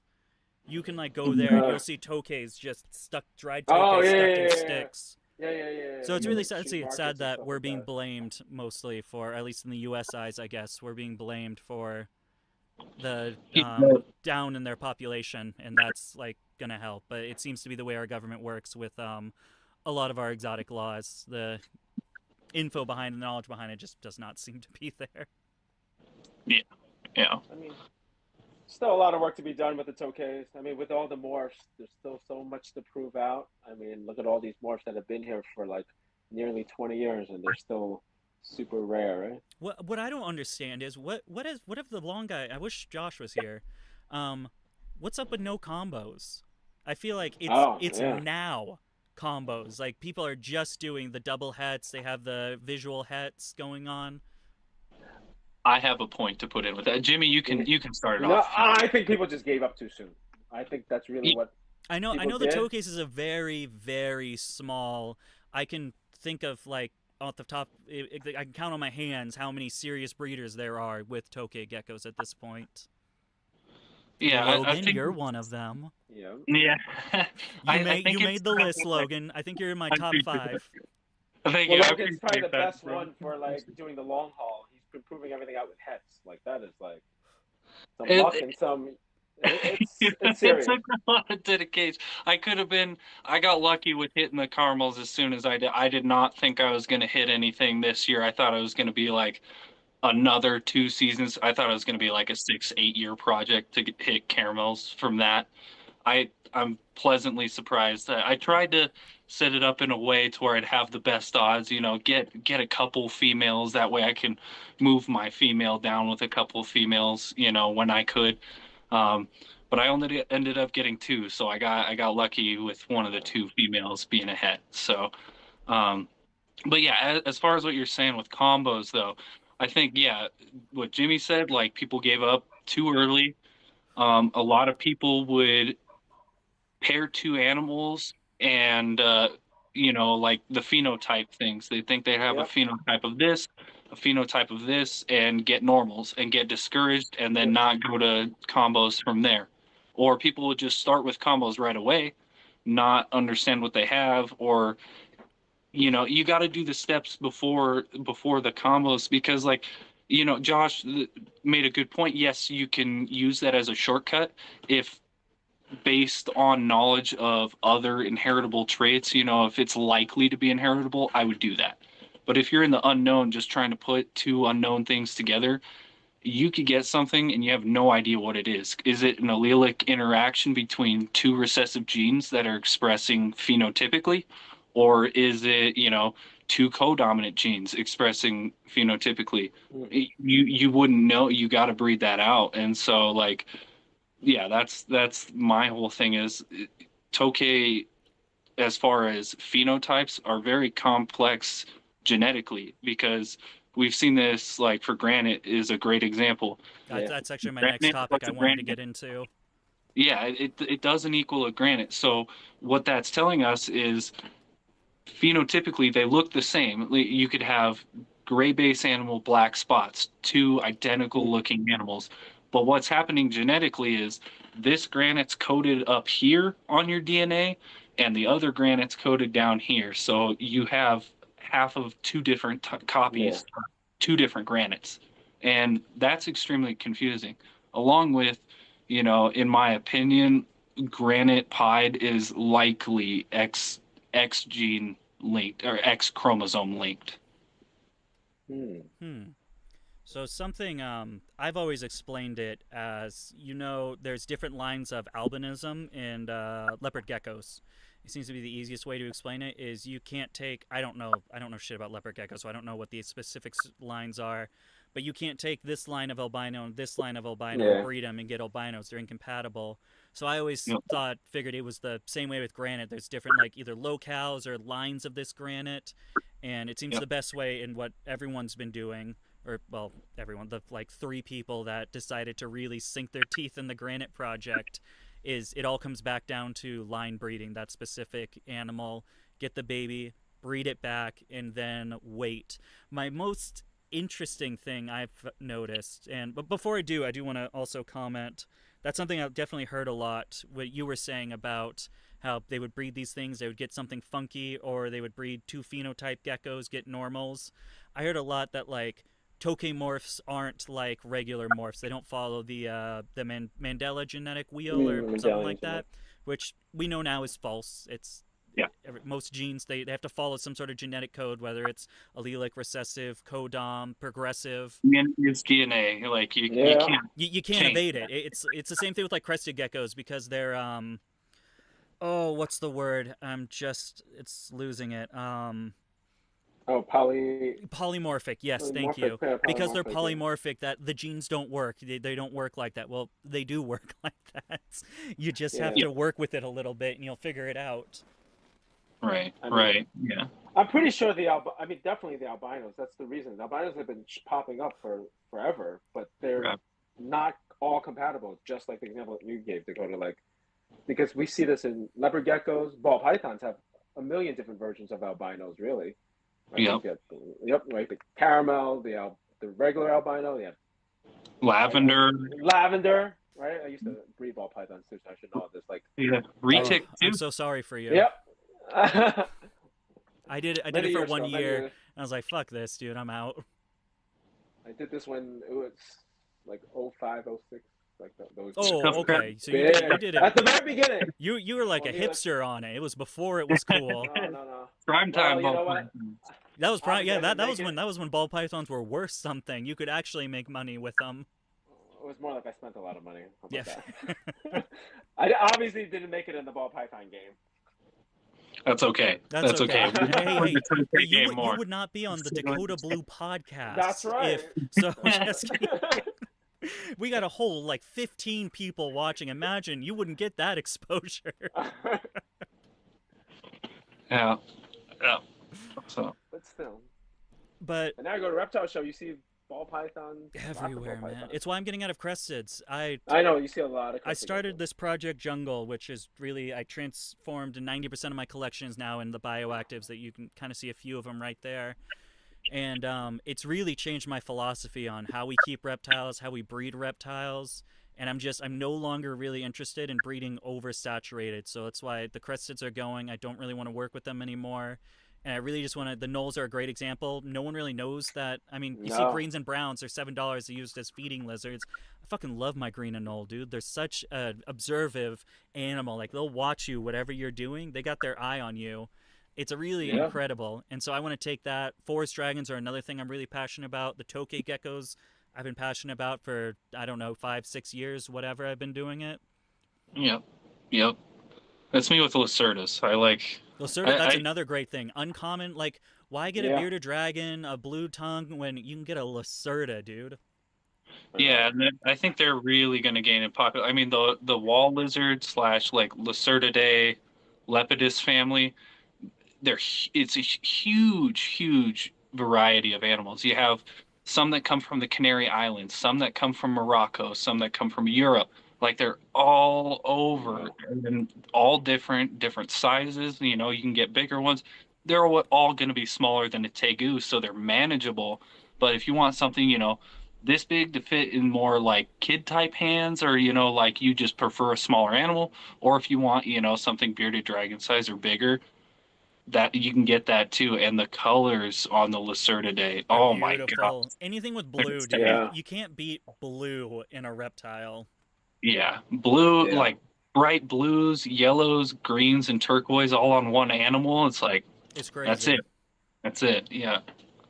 Yeah, and they're smart, they're smart, they're outgoing. Like my females, I'll walk in my room and they'll start like pacing the front of their enclosure, and I can just open the enclosure and they'll just crawl right out. Like they know I'm cool, they know I'm their feeder and everything, so they'll come hang out and give them worms and stuff. And they like to mistake my fingers for worms a lot, but their bites aren't too bad. The males are much worse, but females, like, they can't even really break skin.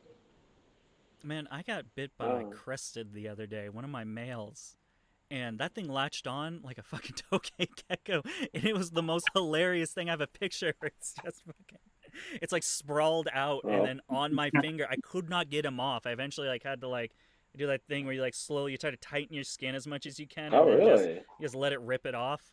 But it didn't draw Yeah. blood. It's not like a Tokay where they'll really bite down, and they got that all those muscles back Yeah, there I right on their know. jaws, so they don't have the force. But yeah, it latched on and would not let go. It was the shock of my life. It was a crested gecko trying to come at me. The thing I hate about the Tokay bite is like the first bite is enough to make you go like, "Oh, dang." Then they, And then they vice it down, and Yep. then you're like, okay, dang, like, then chill, bro. you move away. They don't want you to move, and somehow it just gets tighter and tighter. Oh, yep. The That- more you resist, the more they just clamp That down. It's like, fucking Yeah. platinum. Okay, I have a hilarious story. I don't think I've told you this one, Jimmy. So Josh has been loaning out this male platinum around the place. It was with Siri for a while. They just ended up not getting any eggs from him. So I have had platinum from Josh that I've had for a few years now. And I was like, well, I can do this project. Let's set it up. We can do a little loan. So I brought the animal over here, and I didn't know anything about the animal. When I took it out, it looked fine. It wasn't open gaping. It wasn't trying to run. So I'm like, okay, and it's on video. You can watch the YouTube video later, where I'm just kind of holding him, chilling, and all of a sudden, when I'm about to put him in, he just snaps and just goes, and then chomps down right on the meaty part of the hand. It's the worst spot. I could I not know. get this gecko off for anything, and it's a big gecko, one of the larger ones I've worked with.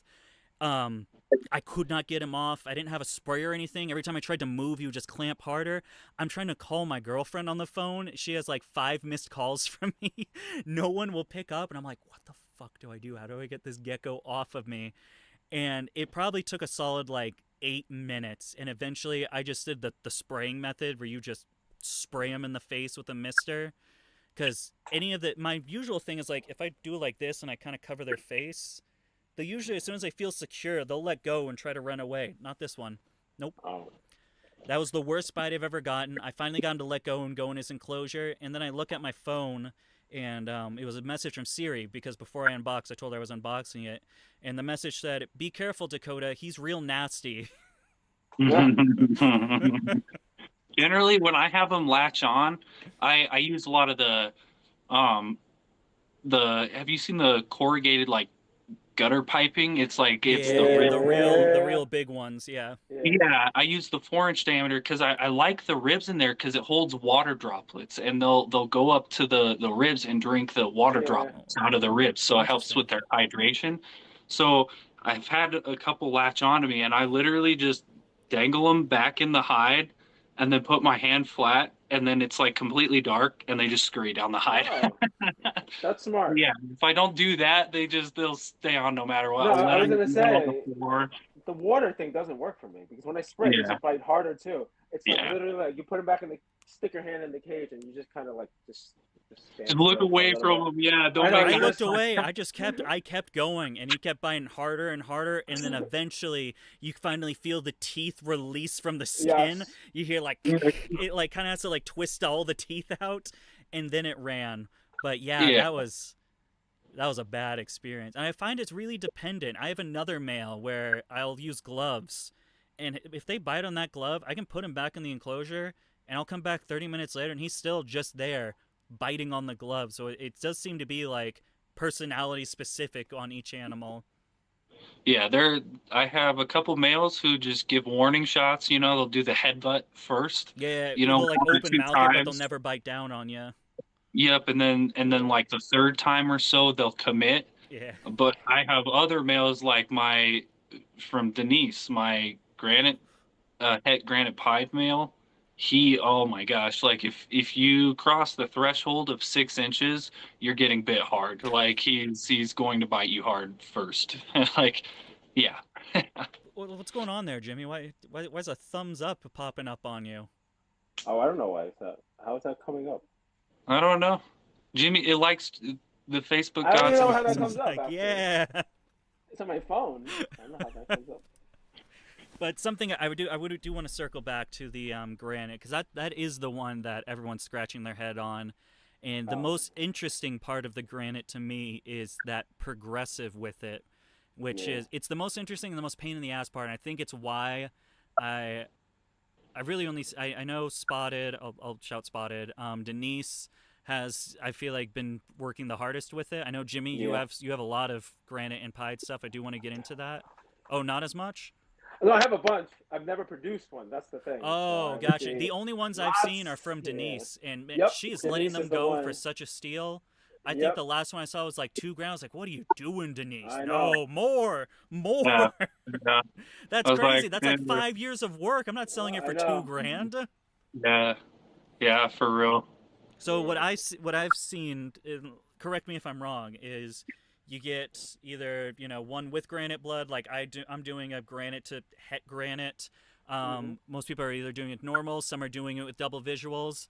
It doesn't seem to matter. They all hatch out as normals.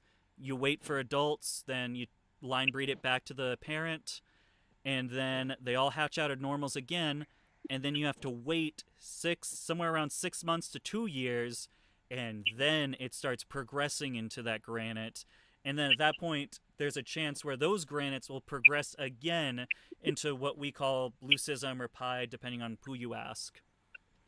I have a Yep. good theory on that. I have a good theory on that. Let's hear it. I want to get into Yeah. it because that's probably the biggest question I get. It's either, is my normal Tokay a morph, or what's Or the granite? yep. So my theory on not necessarily the progressive part of it. I think that is just Tokays tend to be sort of ontogenetic as they reach maturity. They develop color as they get older. Mhm. So I think that's not without of the realm. Like Super Reds, another great example of that. Yeah. They're born typically normal looking and then progress through an ontogenetic color change into maturity. Yeah, it was interesting. So I actually had to look back on mine because I always thought mine looked like it did as an adult. Because I've had it. I had it for like 3-4 years. And yeah, looking mhm. back at that old, that's why it's one of the reasons why I love YouTube is I can look back on all of this stuff. Mhm. Looking back and seeing it as a baby, I was like, oh yeah, it did have some blue in it. It was just like had a lot of red splotches, and then as it grows, boom, you have an orange Yeah. gecko. Yeah, yeah. So I think as far as the inheritability side of things with um at least Denise's, that line that's been shown to be inheritable at least spottily, right? Yeah. So my theory is that could be an X-linked trait. Very similar to calico in cats. Can you Um, explain X Mm. trait for people like myself yeah. that are not super knowledgeable on genetics? Right. Male genetics, you would be X chromosome, Y Oh, chromosome. my bad. Okay, so it is just following X and Y chromosomes. Okay. Yes. Yeah, and so female would be XX, correct? So the reason you get some of these granites changing earlier is because if it is an X-linked trait, these males only need one copy of it to express because they only have one X Mm, chromosome. So some of these males are showing just granite, and that's been shown through her breeding lineage is certain males have popped up as granites. And she's like, why the heck did I get a granite on this generation? But then she's taking granite male to granite female, which all of those X chromosomes would be carrying the copy of granite on this, and she's producing granites that are changing to pied on this most recent run of her breeding. And I mm. think what is it like 7 of 8 or 8 of 9 now have changed to granite and Oh, are changing really? to pied. Yes. So likely to me, that screams that this is an X-linked trait fairly similar to how calico is produced in cats and mammals. Oh, I don't know shit about cat breeding. I'm here for lizards, brother.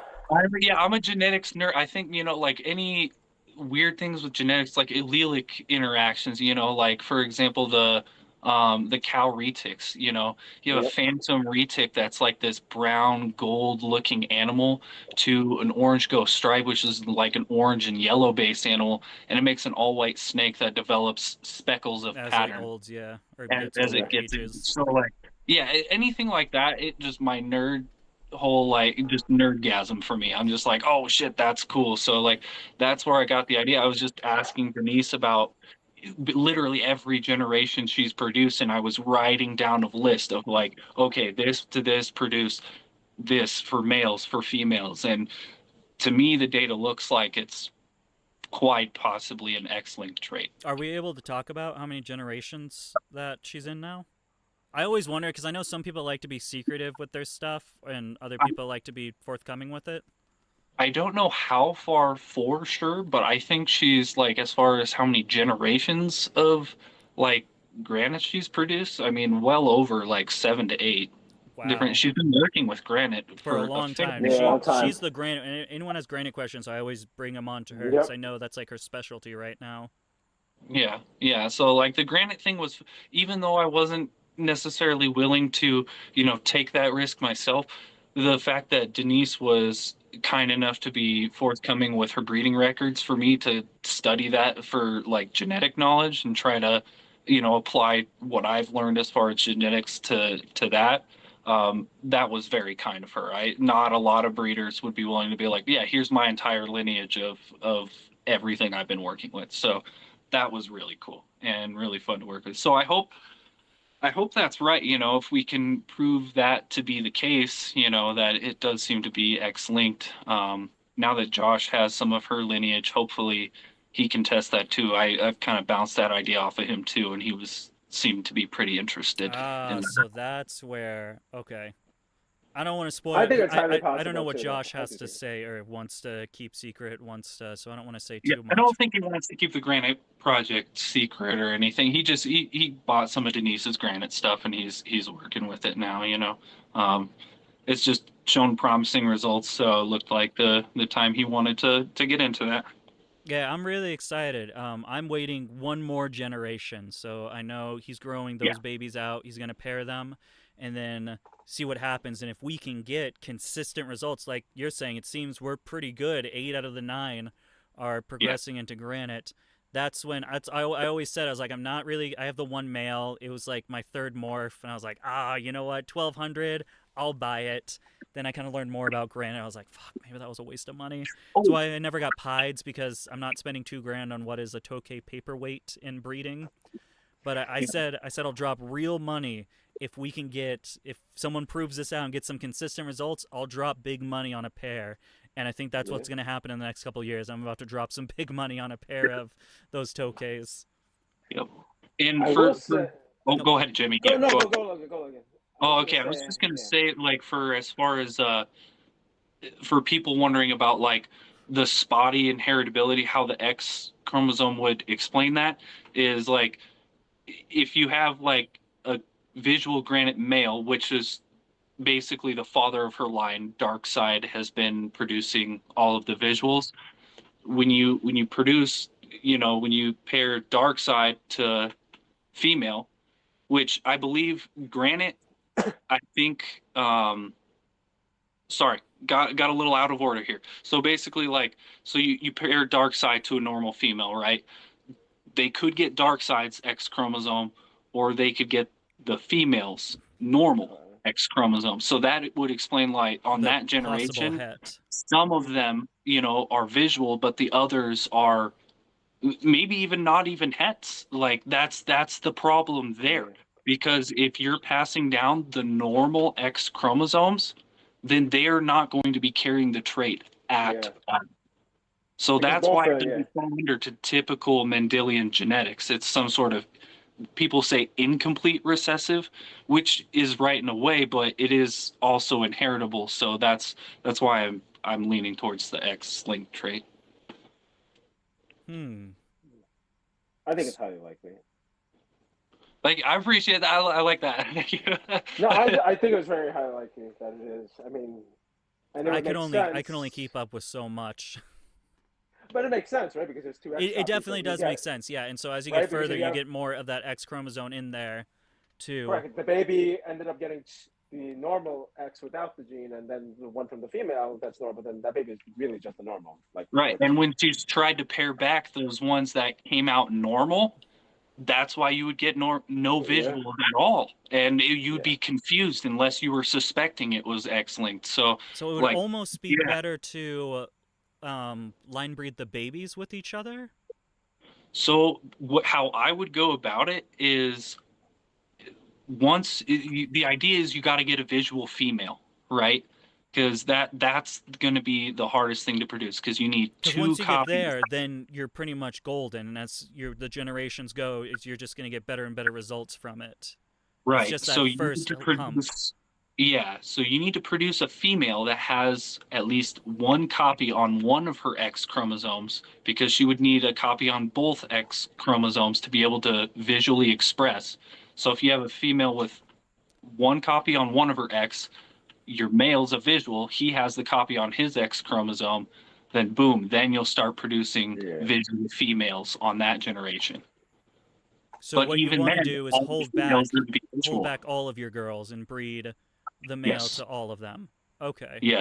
Interesting. Hold back females until you get a visual, and then once you've produced a visual female to a visual female, you should only have the possibility to get granite pied on the X chromosomes. Wait, rewind a little bit. I'm so sorry. I'm sure I'm not the only one confused about this. You're totally fine. So I'm trying to understand that first one. So that first pairing, you're not going to come up with a visual no matter what. Unless it's a male. Unless the male would have the possibility because, so picture it, male has one X chromosome and only one X chromosome. The female has two. So if you're pairing granite male to normal female, right, the only possibility is because the female can only get one copy of the granite on one of her X chromosomes. On your first generation, it would be impossible to produce a visual granite. For the females. For the females, yes. But for the males, since they only need one copy, you'd have like a 1 in 3 chance that it gets dad's X chromosome and expresses a granite. So you could produce males right away, almost like, a co-dominant trait in a way, which again explains the spotty inheritability. Yeah, the X chromosome gene links are very, very odd. Very odd. I'm going to hold back all of my, granite to pos het granite stuff, and see what happens. So wait, so pos het. If it's a male and it's not showing the granite trait, it is not going to show it's not going to be containing the granite trait. So I have a visual male with a possible het female. For your visual, so for your female, it could have one copy of the X chromosome. It also could not. It depends on what it got from mom and dad. So if she is carrying one X chromosome that does have granite pied, then some of your offspring, when you breed them together, you will have a chance at producing a visual female. Yeah, I believe More it was, likely males. if I'm not mistaken, I believe it was a pied to a granite. Yeah, it was probably that on the female. genetic side. Yeah. Yeah, and so likely that female is like at best possible odds, one of her X chromosomes is linked to granite pied. That's super interesting. I did not know that. I didn't know you could get it first try potentially for on the male side. Yeah, she has had granites produced from granite to normal. So I'm gonna keep all that stuff until they're almost adults at this point. But I will say the one thing I was going to say before was the one tricky part is 2 years ago I did import a baby that was a granite.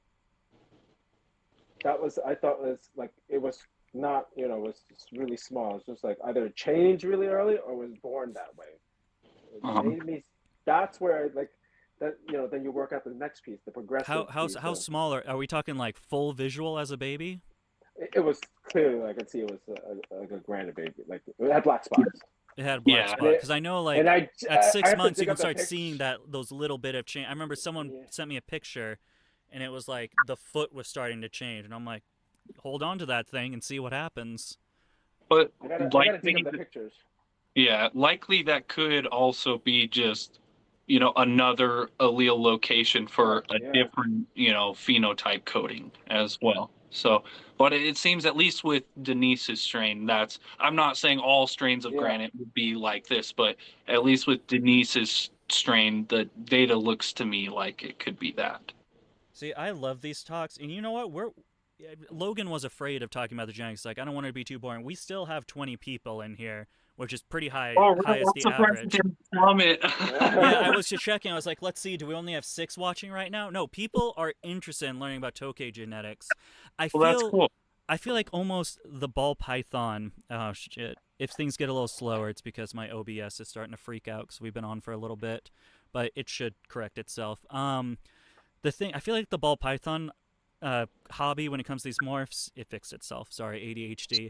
When it comes to the ball pythons, because there's so many morphs now, and we've discovered so much in a short amount of time because we had, we didn't have 5, 6, 7 people working. We had hundreds and hundreds of breeders working on proving this out, getting this. They had all these animals. So people seem to think that this stuff is super easy, where back then, it's the same thing that we're doing now, except the only problem is Tokays are a little bit different than ball pythons. You can breed ball pythons, no problem. You can get a male going with a female. Yeah. It's not that. Tokay geckos, man, the issue becomes, and I do want to ask this before, I want to get into some market stuff, but I do want to ask this question. When it comes to Tokay geckos, it kind of feels like they're either going to like each other or they're not going to like each other, and you just kind of... You either wait it out. I waited, speaking of that platinum male, I waited, I believe, 7 months before I gave it to you, Logan. A long time. No eggs, nothing. They hid together. I still hear the Tokays. I know, I hear them calling too. They stay together. They seemed like you see those compatible signs when they're hiding together and sharing the same hide. Nothing. And then 3 days later, after I ship it and I move her into a different enclosure because I'm about to pair her with my candy dot, pretty much as soon as it's in the house, I find one single egg that was laid. And so my fingers are crossed. I've had some good gene lottery. I think we've done 5 fraps this year, which is for my first year doing Capta Lily White. That was crazy for me. So I think this is a good year for me. So I am hoping for that visual platinum, but we'll see.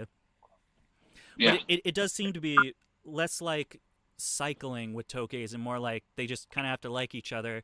Then, of course, your incubation times are a lot longer. I've had incubations go above 250 days. It's been exhausting. Those oddball eggs, I actually forgot about them. They went through 2 power outages in the winter facing about 50 degrees in the cold. And so I was like, they're dead. They were the only eggs in the incubator. I never checked. One day I opened up and 2 babies were out of the egg. I was like, that is crazy. I would have never expected that.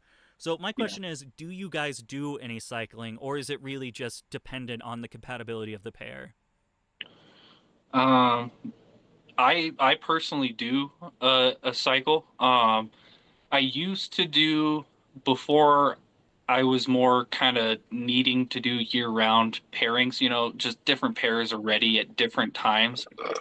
I used to have my pairs all on the same schedule, and I'd be in hot season, which my room would be around like 87, 88. And then I would go into a cool 82 degrees for them, and then increase mistings, increase daylight hours. Um, Now, since I'm always in within breeding temperature range, I really trigger things by upping my mistings when I need to. Um, Yeah. I noticed that like if you simulate rainfall, like heavy rainfall, like their natural breeding season, that at least for the males, that triggers the males right away. I won't have very many males calling, and then do my breeding misting schedule, 3 to 4 mistings a day, and males are calling like it's like a little symphony at night. One male will start calling, the other male will compete, and then they all start calling, and it's one after the other. And is Yeah. this cycling, are you saying when the males are separated, you start the cycling and then pair, or you pair and then start the Yeah. cycling? So I'll start cycling before I pair. Usually I try to do at least 2 weeks. That way the males are like actively like searching for a female, and you can tell like they become much more bold. They'll be right on the glass, and they'll call like right in front of you while you're looking at them. Most of the time, like my males, they won't call unless I'm out of the room. Or if I'm very, like how Jimmy is, just very quiet, sitting in one place, they'll call like that. But yeah, if I'm active in the room, they won't call. But after I cycle, they'll just come right out, start calling for a female. Like they Yeah. don't care. They want a girl. Um, but yeah, as far as compatibility too, that still comes into play. Like even though I cycle, I feel like that gives me quicker results. Like it gets them, if they are compatible, to get the deed done right away. I don't have to wait for that. But if they're incompatible, they're incompatible. Like for example, before the possible super red male that I had before he passed away, Oh yeah. um, I put him in with a girl after 3 weeks of cycling, and he almost killed her.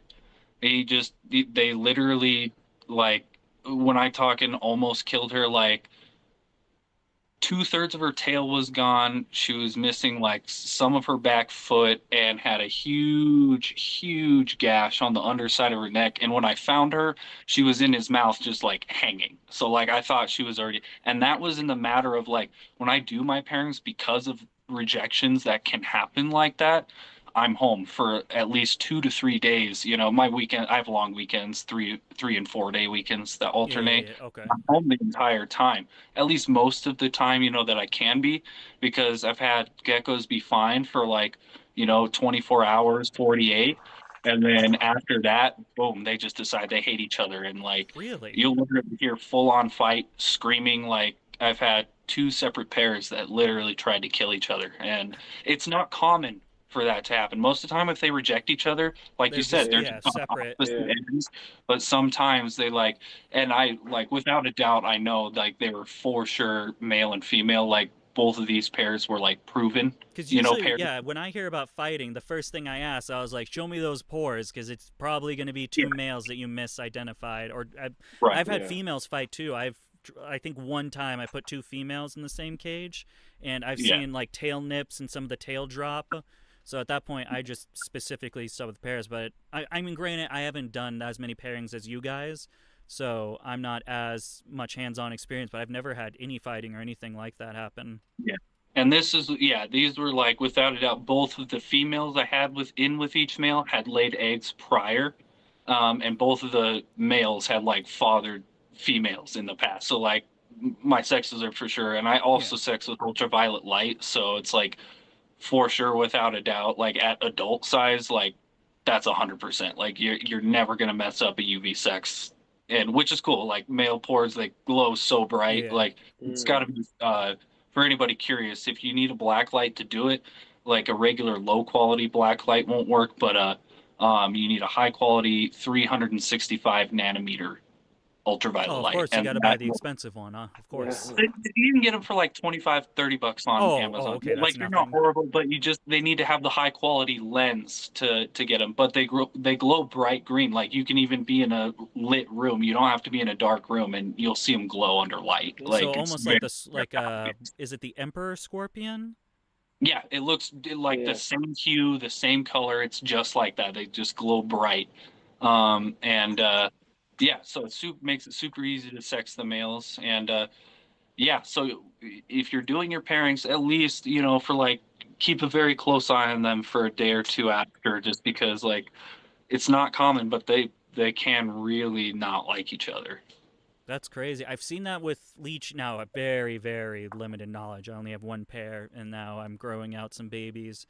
But I have seen it with leeches. It does seem like they get along perfectly fine, and as soon as the female starts laying and she's kind of done with the cycle and she's done with everything, that's when you run into problems. And I've walked in with at first I saw the male biting the I'm sorry, the female biting the male's like stomach, the side area. And I was like, all right, it's a little tussle, but let's leave them and see if it's just because leeches fight. That's kind of, I'm sure you know, Jimmy, leeches Yep. scuttle, and it's either going to be a bad scuttle or they kind of get over it.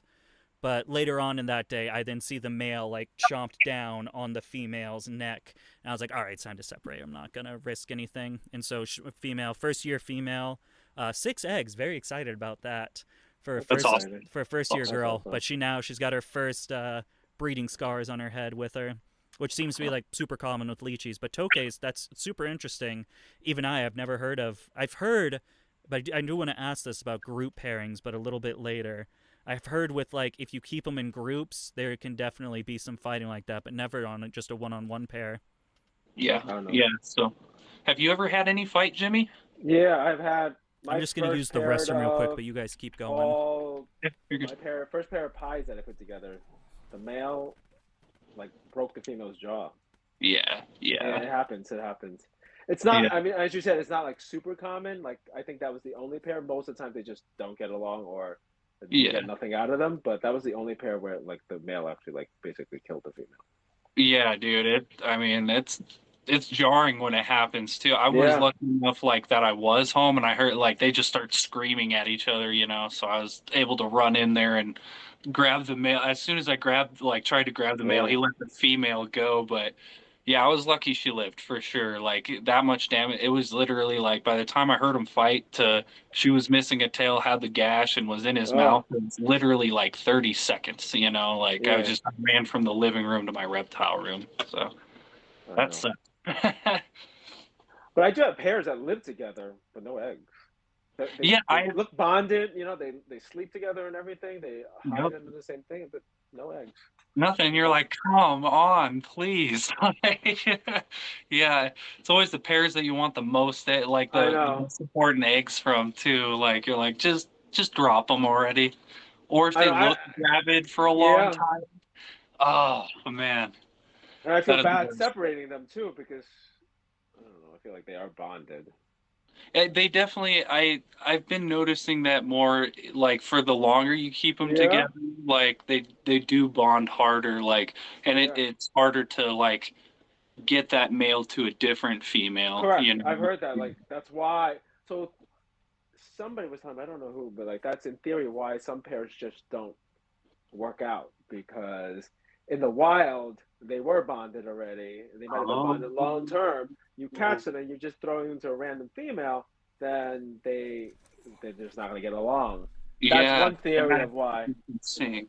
That's super interesting. I could definitely see that too, because like Yeah. I've noticed that for sure, especially like even from the male or the female. Certain females, they're not going to breed with another male for a while. They'll tolerate Yep. another male in the enclosure, but then like, I take that male out. I do a substrate change. You got to get rid of all the scent. That's the hard Yeah, problem. maybe that's why. Yeah. It's like once you get rid of the scent, I've noticed that helps a lot. But yeah, if you leave the other male scent in there, like you didn't clean the enclosure for a little bit, because like I run a semi-bioactive, so like I spot clean for Yep. a couple months before I Me do a too. full substrate change. Um, and yeah, if that male scent is in there, that you're probably not going to get anything.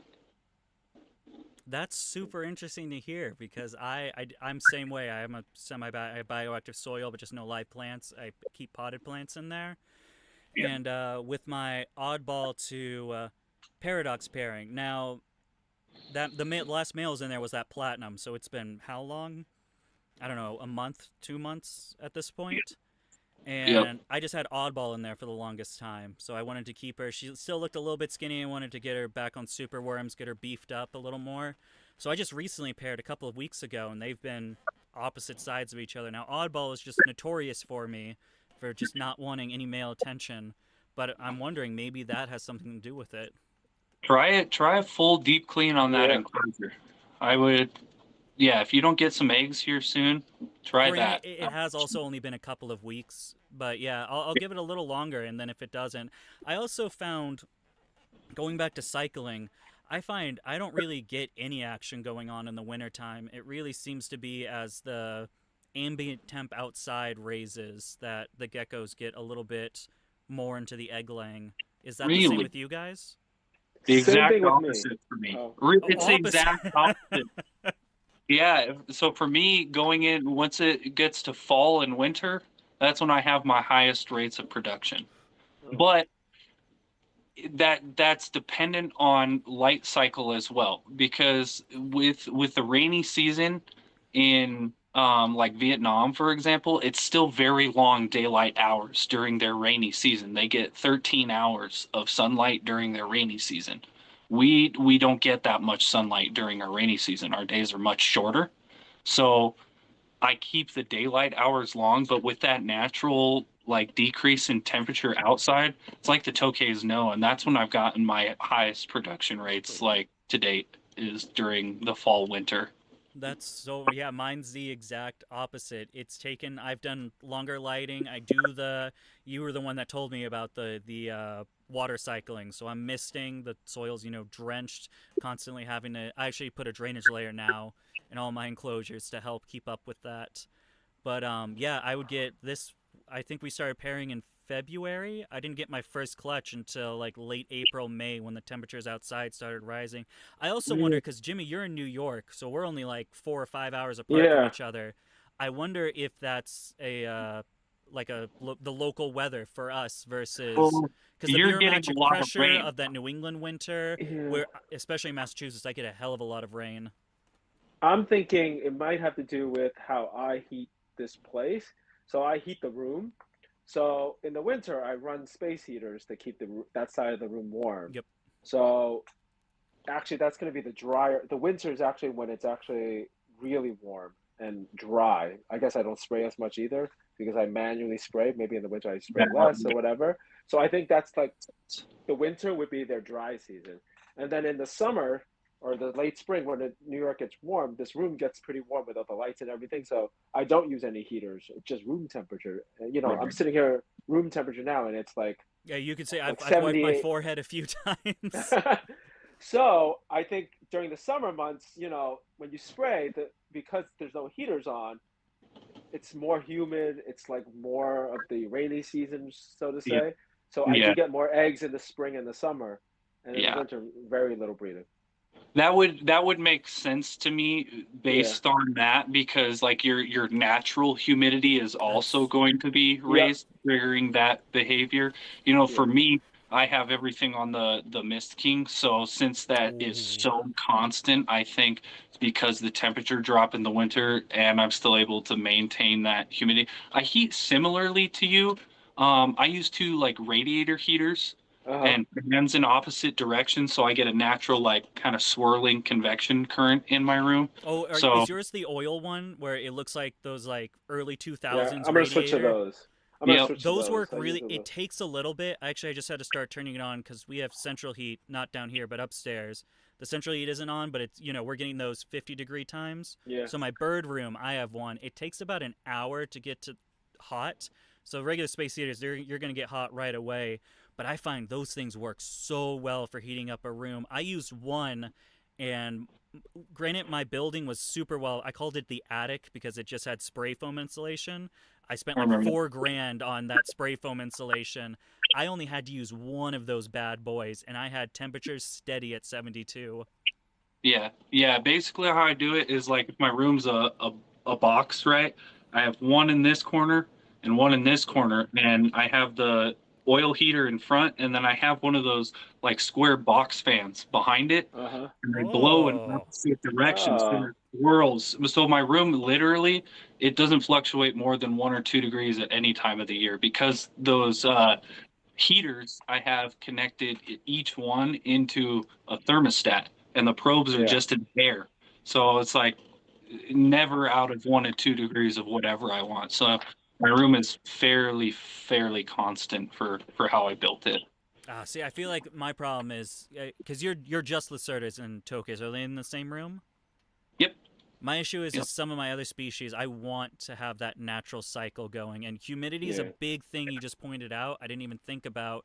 I actually have to run a dehumidifier down here in the summer because I get ambient 70% humidity in the basement. It's insane how humid it can get. And just Every- now we're sitting at about 50 to 60, so I just Yeah. turned it off for the and then your time being. winters you dry Winter, out too. yeah, winter. I'm spraying like 2 or 3 times trying to keep that humidity up in here. I'll run a humidifier sometimes to keep it at like 50 to 60 in some of my more condensed areas of the room. So we have I'm gonna similar grab some conditions. It water makes real sense. quick. Yeah. I'll be right back. I'm just filling up my water. No worries, but yeah, my big issue is some of these species I do want to, and I prefer a natural cycle because I don't want them to be going 24/7. I do Yep. want the pairs You to do. chill out, Yep. regroup, get that fat back. The crested geckos, Newcow's the big thing for that natural cycle. I want to stop laying and wait until that spring again so I can get, because the females, especially with some of my like your first round females, they'll drop a lot of weight, and I want Yeah. them to stop laying and get that fat back on them. Definitely. How many? What I want to talk lychees for a second. Now that Logan's not here, how many locales are you working with? I got was it Yate, Poime, Humboldt. I think in terms of pure localities, those would be the three. And then I have GTAs, like a bunch of different lines of GTAs. So that's not exactly a pure locality. That's like a pure form, I guess. And then I have some high color stuff. Yeah, I've So always been more of the designer type. I know this. I accumulate it to like green tree pythons. There's like the yeah, pure locale people yeah, and the designer people. I've been yeah, more of a designer guy, so I have some yeah. GT stuff. I believe my female is I'm gonna butcher all this. I want to say Mount Kurogi, something along those Mount lines. Kogus, Mount Mount Kogus. Kogus. He said it to me once and he texted it to me. So I got Mount Kogus times Nuana for the female, and Yeah, the male is a the Yachty. Is that Yate. Yate? It's a Yachty. I can't remember. It's a Yachty times something, but it's some No, it's GT the line. Yeti. But I really do like the lychees. My only problem is the size that they. I've had people comment they rip me a new one because my lychees are not in 4x2x4s, which is just insane to me. I That mean, I've had people, they tell me I'm a terrible person and I'm abusing my animals and people should not I know I buy get from that all the me. time. So And keep in mind, my leeches are in 2x2s, which seems to be not. I believe. I guess some people keep them in 36x36, but I've honestly seen with the lychees, smaller it seems to be. Not like super small, but especially as babies, I keep my babies in very small enclosures. no, you Anything have to. more, they're gonna go off food super quickly. It seems like you wait. 100%. Even like subadults, like I've gotten like 100, 200 gram animals, and then oh, they're like a subadult, they're like 2 years old, and I keep them in like more like an adult sized cage. They sometimes they just don't eat, and then it works much better if you keep them in like a tub, That's and what I then do they'll as do well. I better. do tubs for my Yeah, new cows. they, yep, they do so much better. And It retains I the mean, humidity a lot better. They can drink yep, easily off the walls. and I keep my adult pairs, like my largest pairs, like large, like animals that are like the size of my half of my arm and stuff. Like they're in 2x2. Yeah, but they're 2x2s really. Yeah, I do Two too. by I find 2x2 to be good as long as you stack it Yeah, up. I've got 3 cork hides, cork bark. yeah. It's got plants. It looks nice. I mean, I think it has a I pothos plant that I haven't destroyed yet. yeah. But I mean, look, if you could do Dude, better, you could do like a taller one, the 2x2x3 for some of the bigger. But I've had some pairs that do very well, and some of these pairs are like 7 years old now. awesome. That's awesome. So they produce every year for me. I mean, it works out nicely. I Do don't you think they need. do you have any I was just curious, do you have any pure Yate hatchlings right now? I do have Periate. A Periate right here. Oh yeah, he's pulling it out for me too. Okay, yeah, show me. They look, well, Oh, looks like what are you Periate. asking for those? You should they go for like a little under 2,000 now, I think. Oh, Really? I was gonna yeah. guess 25. I guess Okay. 2024 market. And, Okay. are your adults pretty good sized Yates? They are pretty good. I Yeah. mean, I would pull him out, but so the male is actually super aggressive at Yeah, night. that's okay. In daytime, he's like pretty chill. You have to check Yeah. Instagrams for like, the little ones are. Yeah, I might hit you up about some Yeah. possible trades. Yeah, I want you, a Yate real bad. Are you? They Oh, are very cool. okay. It has Yate blood in it. No. I want a pure Yate. Why? I They're don't want. assholes. I just No, want the size. you know what I have to say? Most Yates Just want are the not. size. Really? I have to say, I've heard most the of them are opposite. not. Yeah. I mean, and for the longest time, this male was not aggressive. Even Like, if it literally- hates me, it's a gecko the size of my fucking arm. So Yeah. like, They do that's get pretty okay. big. My male is pretty large compared They're to ma- my female. They're massive. They're just massive. So They are yeah. massive. But okay, Yeah, wait, I'm maybe just it's trying not. Maybe it's not the defensive-ness, but it comes with breeding. It's harder to breed the pure lines of them, isn't it? Correct. I will have to say all of the pure, like those three locales specifically, they are like not the best producers. Like my regular GTAs, and the GTA is really like a Yate cross with a Pointy May or something like that. Yeah. Very similar animals, but they are much better producers. I would usually get 4 to 8 eggs, usually 6, but like sometimes 4, sometimes a really good pair will give me 8. But my Pointy May, my Yates, and my Humboldt, I mean, it's like averaging like 3. Like maybe I'm doing something wrong, but I find them not super productive. I've gotten Okay. eggs pretty much every year, except for the Humboldts, which took last year off. And then every year I've never gotten more than 2 babies. And then Okay. I would have to say the most aggressive would be the Pointy May, which Yeah. looks like a I've actually Yate. never heard of that locale. Looks like a Yate, but skinnier, Yep. and slender, super Yeah. aggressive, not as fat. Aren't they a little darker typically? Yes, they're Well, usually yeah. like the black. I've probably They're seen usually them the. before. Just I didn't know you the know, actual name I mean, for them. Yeah. Do you have any melanistic lines at all? I didn't get into any of the melanistic lines because I couldn't justify. They're really cool. Yeah, they're $7 cool, but it's like at the time it was like $7,000 a baby, and I'm Yeah. just like, yes, it's dark, but then I can get like a dark morph, which is probably like a more along the lines of like line breeding and stuff like that. But yeah. I mean, you can't really tell the difference, and Yeah, no, I agree with that. Yeah, it was like it's some of them, the really dark. I like the really dark ones at the Yeah. top with the nice, like almost yellow underside. Yeah. That looks so good, man. They're cool. Yeah. The lychees they're also messy though. Oh my god! I Ooh. haven't cleaned my glass in a week, and that's where one of my lychee cages is in that backdrop for my videos. I'm like, fuck, dude, I gotta clean that thing because it's just covered in that liquid. Yep. It's incredible. So it's just a full messy liquid diarrhea, and then you go down, and then you just see hundreds of orange isopods eating at the poop. Yep, it is. Yeah, there's lots of every case. It's like as soon as you clean it, they're gonna just poop on it. Yeah, You know what my other pet peeve is about those? Is they are the gecko that I have found is the number one to step in their food. Yeah. Well, they just step in. I'm like, you have to step in it, and I am compelled to clean their feet because I hate seeing like dry food on their feet, and they hate it. But I'm like, dude, you step in your food like 8 times a day. You're the only gecko I've ever had that habitually does this. Why do you do it? My feeding time with mine is a real pain in the ass because I feel like they know when it's feeding time, so they'll start getting closer to the bowl. Their hiding spots will be closer to it. Especially my Yeah. fucking male, man. My male will start walking down to the area, and I'm like slowly trying to put that cup, and then you I hear, know, right? Because exactly. They're beginning my to son of do a it a bitch, lot more. just let me put it in. Get some like hemostat tongs and just like blink. Just the tongue. What you usually do is I take a piece of cork and then I'm just trying to push them out of the Yeah. way. Oh, there you go. There you go. Yeah. Yeah, I knew there. Maybe I got that mixed up. My only thing, I've talked to Richie Gecko King. He's Oh, yeah, been my Richie. gecko guy since I've done my little big gecko journey these past couple of years. And I believe the last time I talked to him, he had a pair of the pure yachties that he brings to shows because they're impressive animals.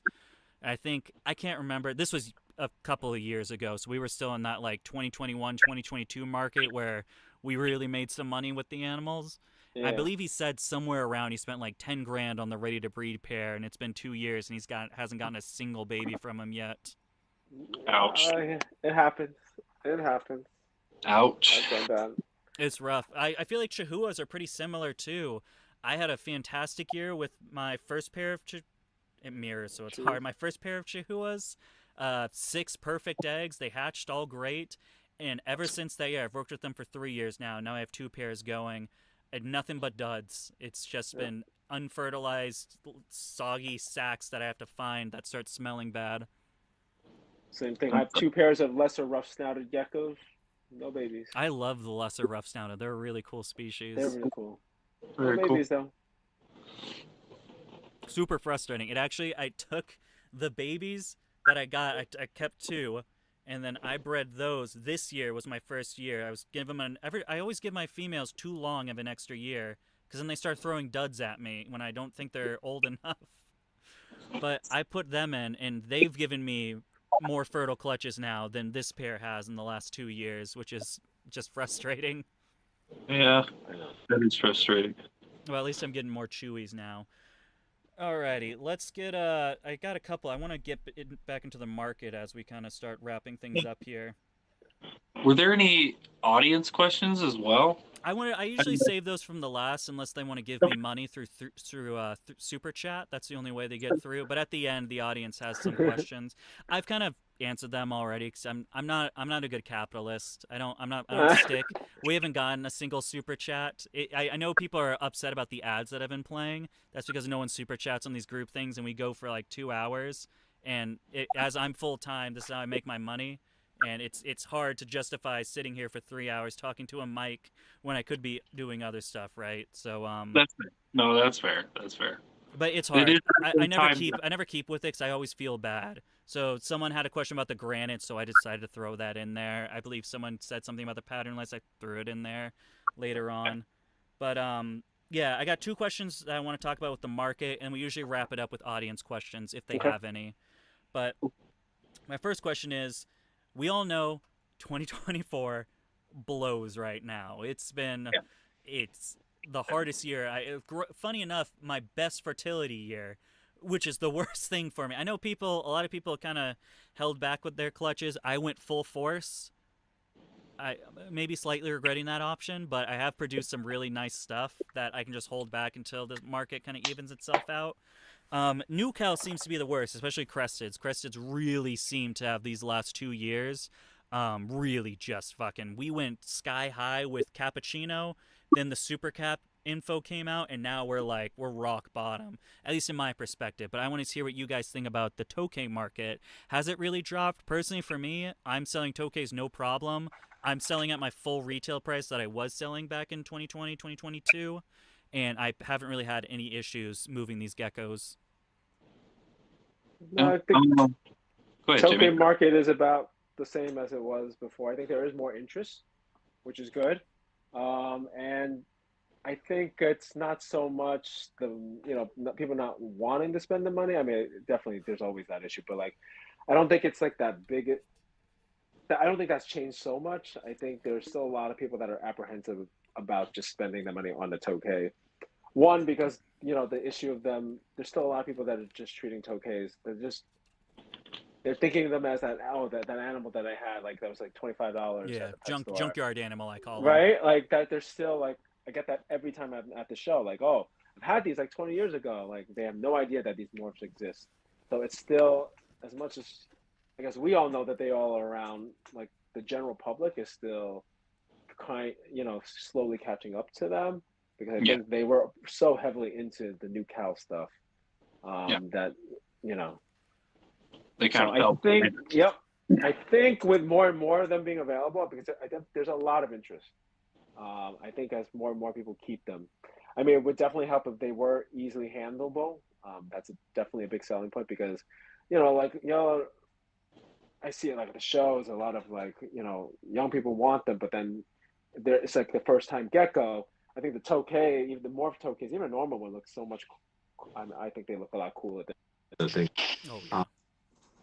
So, but because it bites and everything, they usually opt for like the new cow stuff. Yeah. Yeah. Did your I wait, Logan? Is it just me or did the audio just like become crisp? I did, because my AirPods are out of batteries. So Oh, okay. I was like, I just just heard this switch. I was like, whoa, what happened?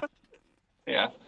But yeah, no, I would really agree with what Jimmy's saying. I think there are a lot of people definitely showing interest.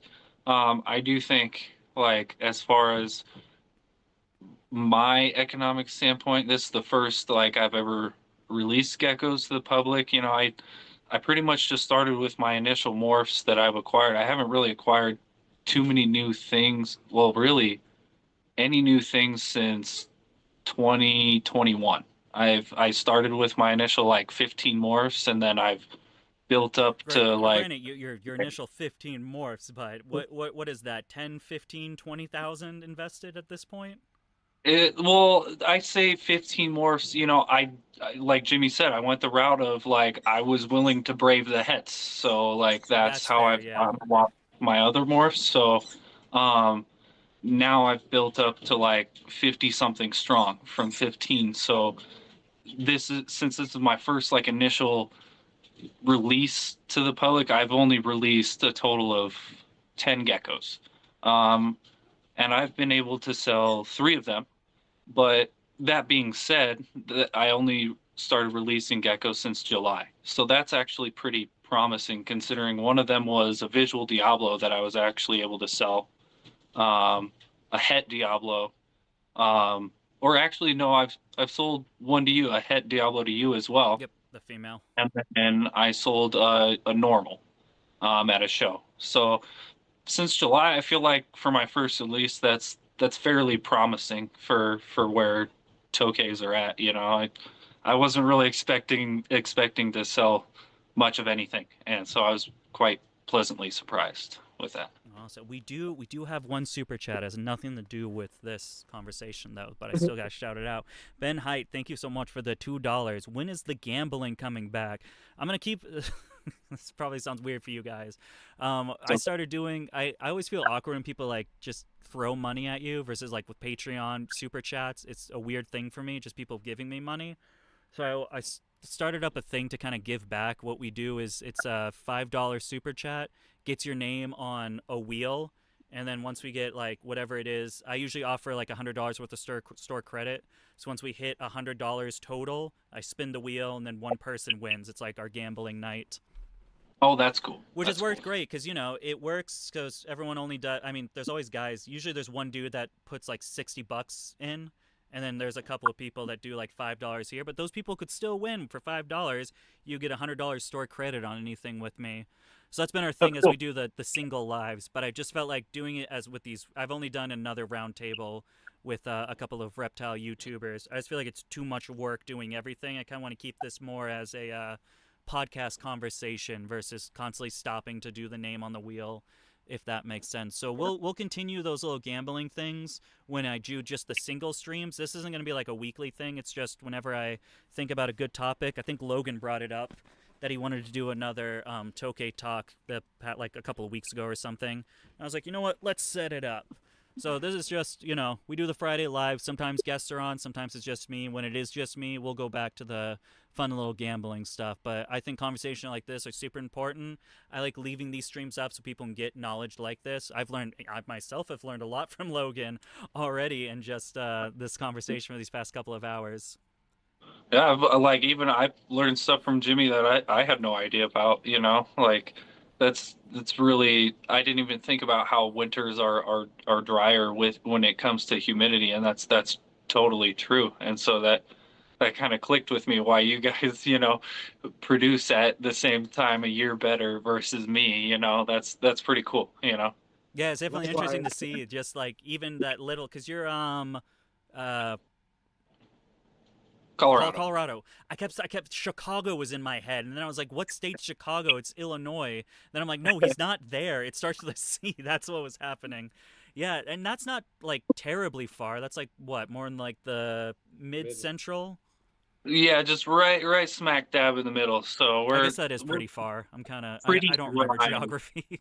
Yeah, we're pretty dry year round here is the other thing. Like my average humidity outside, I would say year round is between 25 to 30%, like on a high, like a good day. Yeah, our So mine's especially at this time of year. It rains. It's so hard to mow the fucking lawn because you need that like 48 hours for the grass to dry, and you just don't get it over where I'm at. It's insane how much rain we get. when it rains here, our humidity shoots up pretty high to a whopping like 50 to 54% humidity after a rain, like a torrential downpour. So it's pretty arid in Colorado. Interesting. Yo, it's awesome to hear about that baby Tokay, by the way, Ben. I'm glad it's doing well, and cool to see it going in a bioactive tank. With the reptile market, I feel like just in what have I been this like I'll just say 5 years. The 5 years that I started really paying attention to the Tokay market and the morph game, it has exponentially gotten better. Powdered, funny enough, powdered blues, I feel like are my key insight to it. Um, I first bought. Unfortunately, my powder blue ended up passing because I was dumb and bred it way too early. Because I wanted to go for a world's first. I wanted to make a name for myself, and she was not the proper size to do that. But I bought my first powdered blue at $300, and now you can find them for 7, 8, 9. I've seen JT putting them up for like $1,100 for imports, which is I've seen visuals sell for like 1,200 on Morph Market, like really nice ones. yeah. Those really blue ones. Just in like 4 or 5 years, that morph game has just 5 times, which is incredible to see. And personally, for me, I can only see it going up from here. But that actually is the last question I had on my list: was what do you guys think the future is going to look like for the reptile market as tokays go?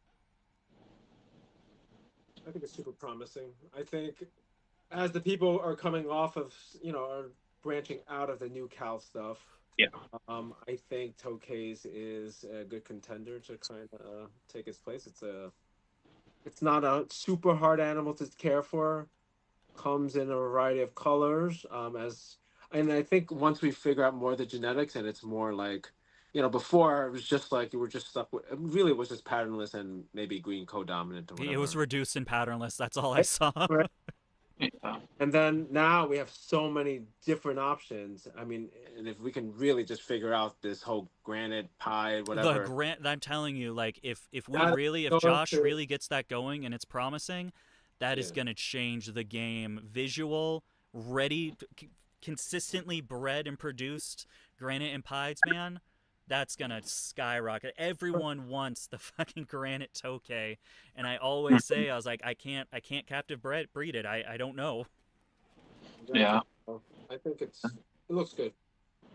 Yeah. I would agree. I definitely think the market's been showing an upward trend for sure. I mean, it's it's not every day you see like I mean, if you look at the Morph Market page, for example, over half the geckos are over $500 animals, and that's not common to see in a lot of species when normals are in the 100, to $200 range. So the fact that those prices are high and that people are interested in trying to get into those prices, that shows that like there's definitely like people willing to put skin in the game and like find out what's going on with these guys. Not necessarily just from a money standpoint, but you know, the fact that people are, if you're willing to invest in an animal like that for yourself to try to create something, that shows to me that you have like a lot of passion for that project that you're getting into, and that's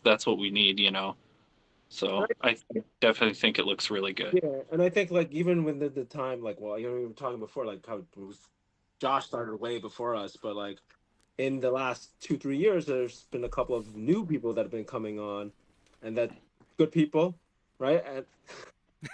And but like you know right down they've there. really like made a name for themselves, and they're really investing into the promoting this animal in terms of pushing Yeah. it to the market and bringing it to the forefront.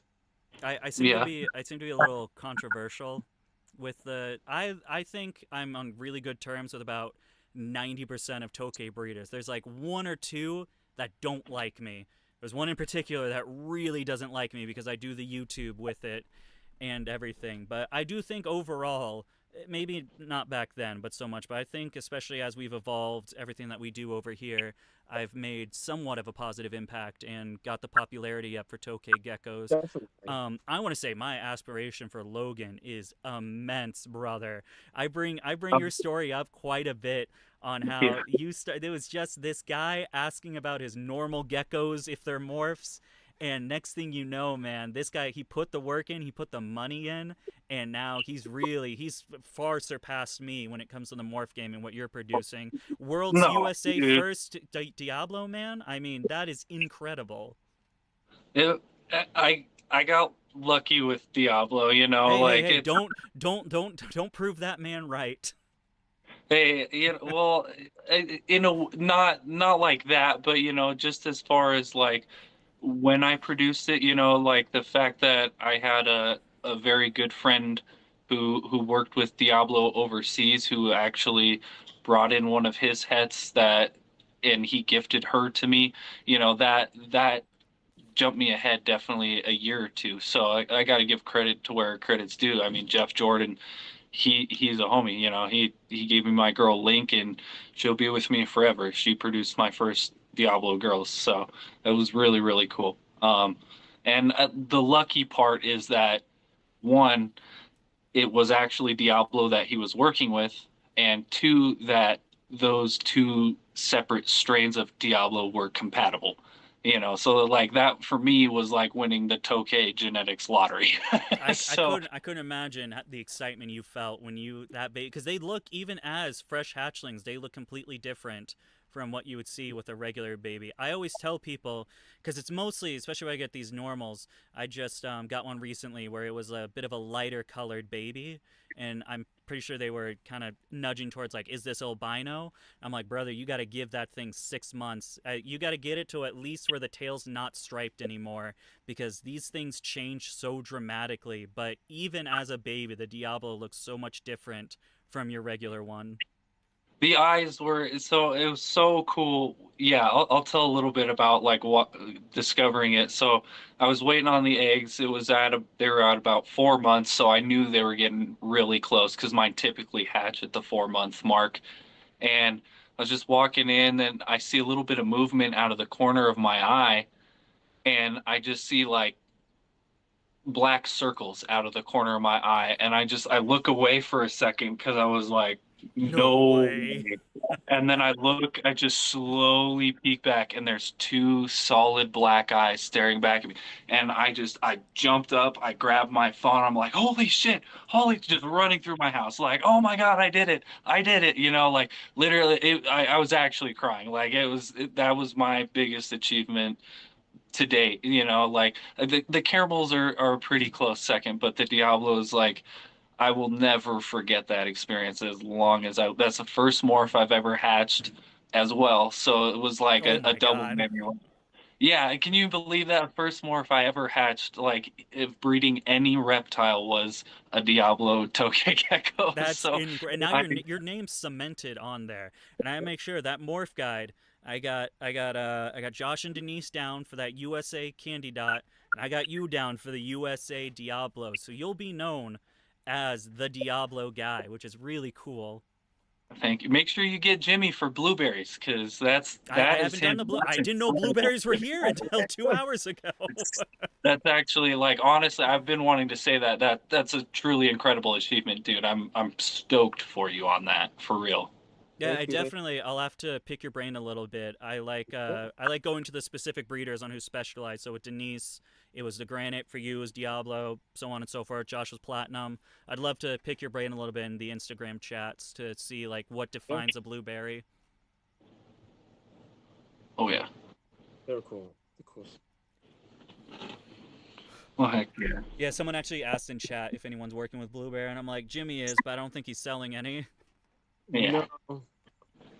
I was like, don't you dare, not before you sell one to me. That's been my biggest problem, and I feel like it's kind of the biggest problem. It is almost, I don't want to say, we're not like inner circle where we're like gatekeeping and, you know, a little clique that you can't get into. But when it comes to morphs, I'm a huge hoarder. You'll never usually see a Yeah. morph on my table. I've had, you know, reduced or patternless I don't really care about.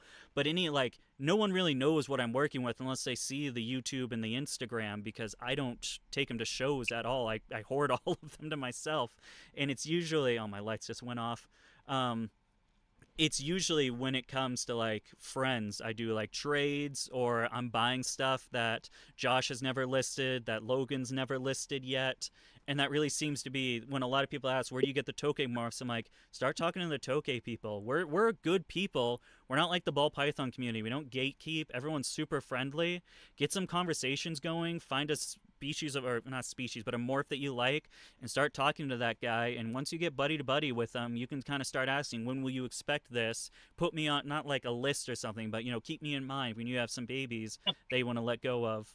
My biggest thing seems to be like trading morphs seems to be really big too, as we don't have that much availability. It seems to be, I'll give you this, or we'll start a project together to kind of push this forward.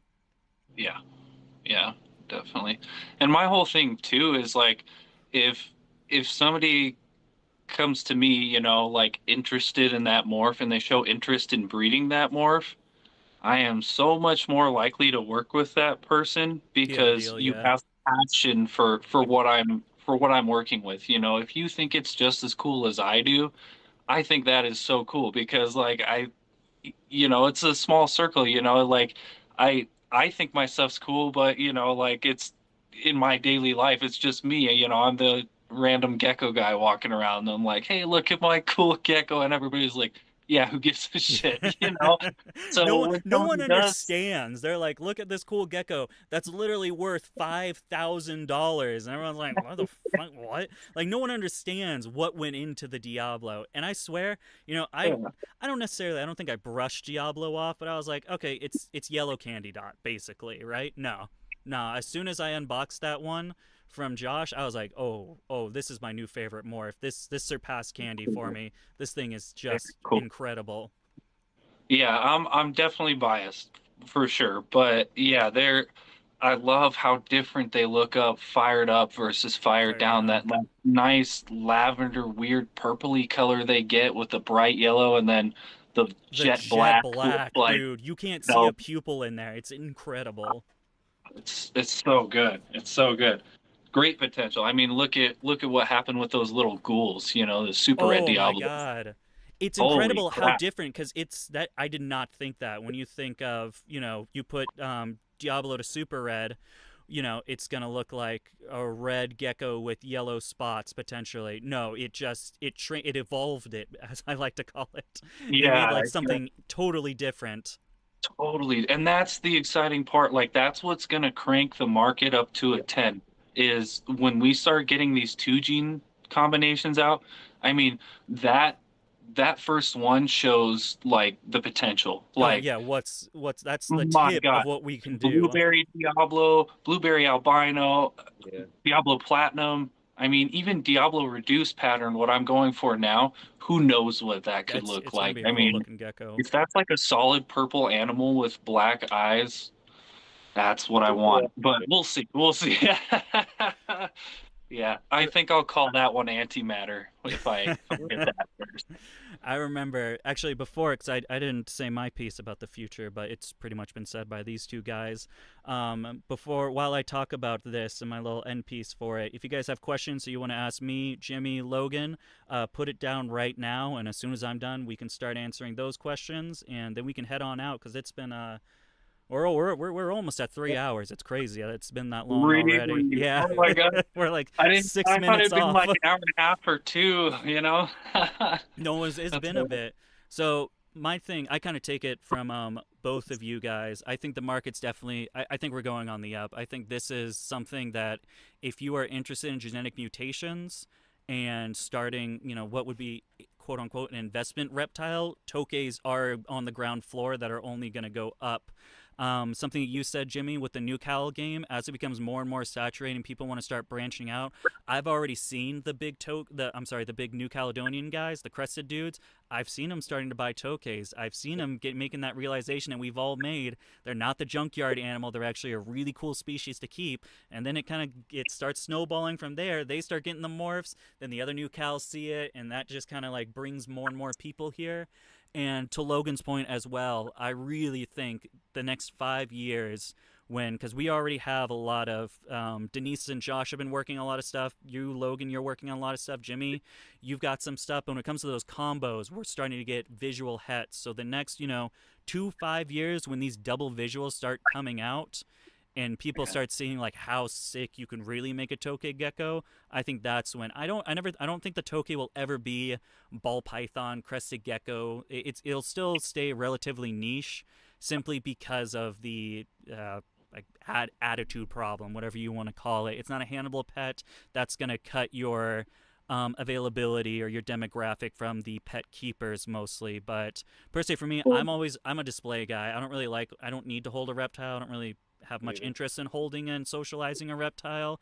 I want to see it in really cool enclosures like that and just watch it do stuff. I think that's the coolest part of keeping reptiles. But yeah, I honestly, I think Tokays are going to become really big as soon as we come up with these double visuals. I think it's really going to change the game. Yeah, absolutely. Absolutely. All right, let's see what we got here. Need some fresh reduced. I hope, Bryson, I hope we're still. I think you're the same guy we were talking about. I hope we still got that Gil going on, because I do have enclosures coming here in the next couple of weeks, so we can start getting that pairing going. Question is, do you have any other animals that you work with other than Tokays? Let you guys answer. I mean, I work with leashes. I do have some chihuahuas too, and some of the anoles. What else do I have? I kind of cut down on a lot of the odds and ends, like just to try to focus. Like I was trying to keep a little bit of everything when I first got this place, and I was just like, oh, I got my own place to do this, so I'm gonna keep anything I want. And I was just like, oh, there's some animals that are better than others. Some animals produce better than others, and so it's mostly leeches. I would say it's like 40%, leeches, 40% Tokays, and then I have some odds and ends. Some random geckos. Have some day geckos. Got some anoles. Got some emeralds. Some snakes here and there, but not a lot of other things. That's funny you say that, because I'm starting to want to do that and stop focusing. I think Tokays will be the only project that I focus on and make that my main thing. But I think something really cool to do, especially if you're a frequent show going like I was up until recently, I think it's really cool to have a lot of different stuff on the table. I've said it in a previous time. I kind of want to be the guy that starts breeding these really unknown species. So the anoles is a good one. Stuff like fish scale geckos, crocodile geckos, forest dragons. Put that on a table or in YouTube videos and get people to be like, never heard of this before. I want my thing to be about adding variety back to the hobby, because I really feel like it's just these past 10 years, man, it's just become way too oversaturated. You only see the same 5 things. I want to go to a show and see a table with little guys that have like a bunch of really cool stuff, right? So maybe someone's passion isn't tokays, but maybe it is the fish scale gecko, and then we have a fish scale gecko guy, a croc gecko guy, an emerald tree skink guy, a forest rat. You know what I'm saying? That's kind of Yeah. like my new thing. I want to stop focusing on specifics. I was new cal and tokays. That was my thing for the longest time, but I kind of want to switch gears to that way. But I think that also stems from the fact that as a full-time business, I have the bioactive shop now, so I kind of rely on the bioactive shop to make me money, and then reptiles are just kind of like my little thing I get to fuck around with, and I don't really care if I make big money on it anymore. Yeah. Yeah. Um, as far as that question too, I keep like 90% tokays. Like mostly what I work with is tokays. I used to keep a whole bunch of stuff before I got into the tokays. Like I've kept retics. Retics were the biggest thing I kept for a long time, but I've had tegus, um, whole bunch of stuff like golden geckos. Love golden geckos. Ball pythons. All the beginner stuff. Bearded dragon. Um, but yeah, once I got a Tokay, I was just like, I think I want to stick with like what I'm really passionate about keeping. And I like when I tell you I've wanted to own a Tokay since I was 4.5 years old. I have wanted to own a Tokay since I was 4.5 years old. So like I finally got the pair, and then I didn't know a lot about them. So like when you get that intelligence and like you guys know, like after you get your first pair of Tokays, it It's over, man. changes the Yeah. game. Like they're completely different than you ever thought. And so I was like, you know what? I think I want to focus with these guys. I ended up like, with all the legality around the large constrictors and everything, I made the choice to sell off my smaller collection. It was a I decent forgot collection. you used to keep some pretty big like mainland retics back in the day, like some Yep. cool Yep. morphs, and you Kept the traded that all for the tokays. Yeah, I was going for like world's first retix morphs Really? first. When I first got into reptiles. Yeah, I was going for the world's first Mochino pied. And I remember we used to talk about your pied because I thought that was like a new thing back like well back then the pieds were new, and I thought that was so cool that you had one. yeah, and my girl, she was a 14-foot angel. She was so sweet. My good friend Lance, he bought her for me, so she lives down the street from me, so I get to go visit her all the That's time. But that's funny because I always heard that the pieds had like I always hear about you heard this. There was a study done with foxes and genetically breeding, where some genes can have personality factors in them. yeah, And I heard with retics, they're pretty much all pied retics are assholes. They're like the worst to work with. pieds at least up to F2, they're pretty like twitchy and sketchy. Like they're just that's the best way to describe it. They're twitchy animals. Like they're fine, and then like all of a sudden it's like you spook them, and they just boom, they snap, and they just do a quick bite. Um, or they just hate everything and everybody, and they won't even let you get near them. My girl, yeah, she was a sweetheart. I don't know about like F3 and later generations. I'm pretty sure they've started working that out of them. But yeah, she was an F2, and she was just I mean, so gentle. I mean, she wouldn't even strike when she did things. She would just like lightly grab and like that. But yeah. But anyway, sorry, got off on a little tangent. But yeah. Um, now I keep like 90% tokays, and then I have jeweled Lacerda, a very high blue line of jeweled Lacerdas that I'm working on. Um, I have plans to get in more of the Lacerda species. I want to get into Kurtistanicus. I'd like to get into Lacerta schreiberi, and then probably a couple Galodia species. Galodia atlantica is like top of my list, but I don't know if anybody in the U.S. has links to that. So I if remember anyone knows Galodia atlantica Lanzarote, that's the species I'm after. I remember you say I thought it was the most random thing. You were like, "I'm getting into Lacerda." I'm like, "Brother, what?" And then Yeah. you again, same thing with like the tokays. You spent good money on the caging for them. You got everything set up, and you're getting some high end stuff. Yeah, and like that's the cool part about Lacerdas. They're affordable. Like I say, these crazy colors and high blue animals, these will be like $200 animals. You know, they're very affordable. They produce very readily. You know, like a female can give you 30, 40 eggs in a season. You know, so like they're fairly good producers, and you know they look very promising. Along with like the blue tongue skink stuff, um, that's looking really promising. But as far as what I'm doing, I am only going to work with species that I am 100% passionate about, that I would keep its entire life as a pet for just me. So that way I know I will never lose the passion for what I'm working with. And, you know, even though I am breeding it, which is amazing, like breeding's my hobby as well, but the animals come first. So I always want to make sure I'm not just doing it for a market standpoint. I just want to love what I'm working with at all times, no matter what.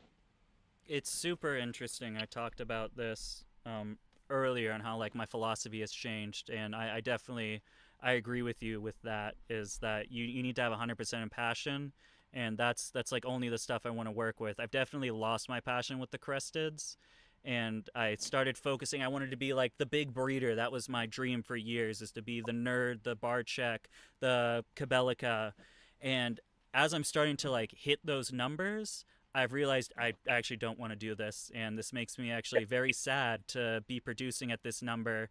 There's a lot of geckos that are like incredible looking, and I don't realize I have them until one day I'm changing papers, and I'm like, oh shit, I didn't even know this thing was over here. It's sad to see. So it's definitely it's why I'm doing the big downsizing with everything, and why I want to work with that, because I want to do exactly what you're saying, is just have that full passion. And if something like a market crash happens and I have to keep 20 tokays, I got no problem keeping 20 tokays. I would love that. Yeah, exactly. Exactly.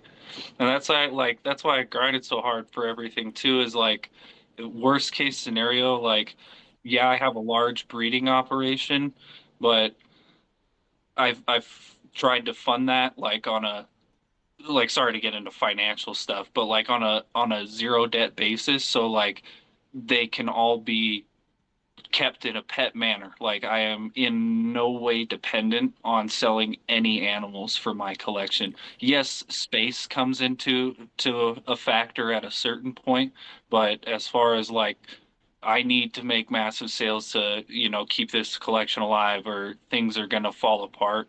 Like I made 100% certain every single one of those animals in there is my pet. So like I'm going to make sure I can keep them, like even if I got to keep all 50 their whole life, I'm fully prepared to do that, and I'd be happy to do that. So The biggest thing, when you want to, if you want to do like a full-time business with reptiles, um, you're gonna fail if you put all your eggs in the basket of like just my reptiles are gonna make money, because there are gonna be times like this, and there are people out there that are really scared and hurting right now because of they can't get rid of their animals, and if they can, they're selling it for 80% of what it used to be worth. So diversifying your income streams is the biggest factor for everything. I believe I have six bioactive. The bioactive store now makes 6 or 7 different revenue streams for me, so I'm never dependent on one thing. So if the market crashes and it slows down, it doesn't affect me too much, because I have all this other stuff that can pay my bills, get my critters fed and everything, so everything will be okay for that time. yep, exactly. And that's the way to do it, you know. Gotta put them first. I could go get a job too, but face tattoos. Hey, why get a job if you don't have to, you know? I tell you, man, there's some days I'm working like I was like, I'd rather work these 90-hour weeks or whatever, however long I'm working. I'd rather be up till 4 in the morning than go back to a fucking 9 to 5. I can't go back, man. I'll do whatever it takes to keep on my line of work and where I'm at. No, I don't blame you. That's my goal. In the Passion. next 2 years, I hope to become You have some self-sufficient. really big. I don't know if you want to talk about it at all or not. That's still under It's wraps. still That's under still under wraps. No wraps. So problem. No yeah, problem. But you but you got you got I some big will say stuff. in the I'm real excited next, for you. yeah, in the next couple years, hopefully I'll be self-sufficient, and we'll have a pretty cool announcement in the Tokay community. So I'll definitely come down and yeah. Anyway, it looks like we got 2 more questions before we wrap up. What are your thoughts on feeding Rapashi grub pie to Tokays? I've never personally fed it to Tokays. I just saw Justin from Legacy Herps. He was feeding the grub pie to a lot of his forest dragons, mountain dragons, and they were really going for it, which was really cool to see. I would not think those species would go for it. Has anyone tried the grub pie for Tokays? I have not. No, in my opinion, like the way I look at it is there's no real substitute for a live feeder. You Yeah. know, like if you're tight on funds or whatever, and it's like you got to do what you got to do. I get that, and it can Well, be the grub pie is pretty convenient. expensive, actually. I don't. Yeah, It's like 20 yeah, bucks for this big of a bottle. I think for convenience, maybe people don't like to go buy bugs, Okay. stuff like that. Maybe yeah, they prepare like, like the crested gecko food, and you can just make this little. I had a few people say yeah. like they would do tokays, but they want the fruit eaters. I don't know what you people are talking about. When you start doing large scale new cow breeding, it blows. Your facility smells like old crested gecko food because you're constantly changing and washing these cups. It's hell. I'm living in hell changing these fucking cups and doing all the Yeah. I hate it. I was like, get me out of this so I can just throw crickets in cages, please. I don't care if crickets run around. I have no problem with it. Yeah, yeah. But yeah, I think definitely if you can like go for insects, but if you do have a problem with insects, I get it. But yeah, live feeders are always going to be number one. I mean, that's what they're meant to eat. So, My quick question: do you guys have any tips? I know a lot of people ask how to get their geckos on how to get their geckos on dish feeding. A lot of them, when you first start out, they're not going to eat out of a bowl, and those insects in there are going to die. What have you guys been doing to get them enticed and eating in the dish? sometimes I'll like uh break one of them open to help with like scent, Yeah. you know? And then ideally I'll do like a taller dish first. Like my favorite thing to do is take like a large Taco Bell cup, and I'll cut it a little ways down so it's a little taller so it's hard for the crickets to jump out. So some of them will stay in there, and then like they'll see the crickets moving really Yeah. fast in there, and they're like, "Oh, okay," and they'll take one out of there first, and then you just bring the dish down, and they'll just get used to it over time. That's what I do too. I use like the 4-inch PVC coupler, and I put deli cup in there. I So it's need the pretty, coupler because sometimes they knock it over. I yeah. use So it's pretty deep. Yeah, So you put, this as is Logan what said, I put a cup. use for them. You see, Yeah. dirty from the calcium.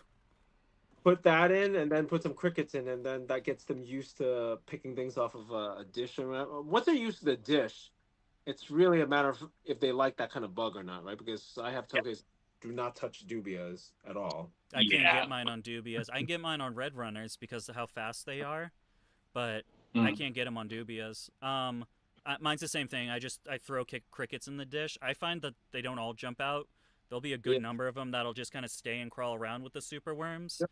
And as soon as they make that, again, super smart gecko. As soon as they make that connection, I've gotten. I don't think there's a gecko that I've tried this method with bowl feeding, and they haven't gotten on it within like a week or two. Yeah, and once they eat their first super Oh, worm, then they like it's they over. they know it's like crack, dude. Next thing you know, your fucking green galaxy is this big and this fat. Yeah, seriously. Yeah.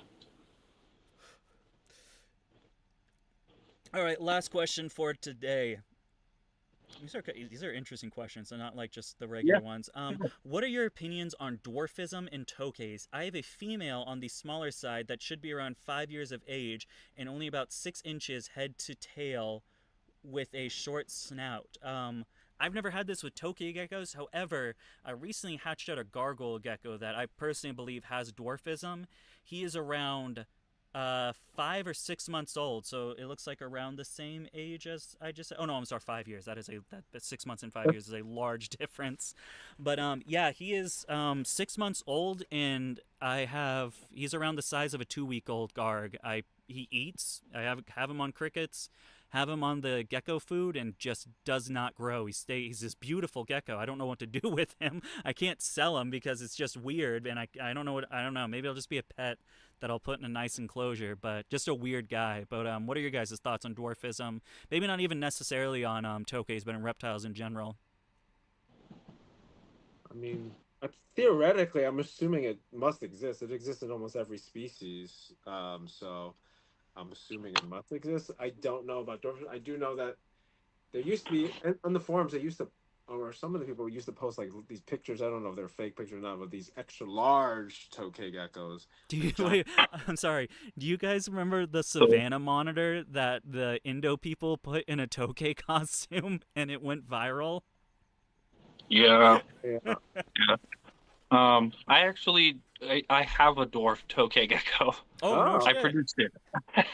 So when I was first using the ribbed tubing, I tried the 3-inch size, and the ribs in the 3-inch size tubing, if the Tokays push the eggs in them when they're gluing them really hard, that kink that it forms in the egg is Oh. too much for development.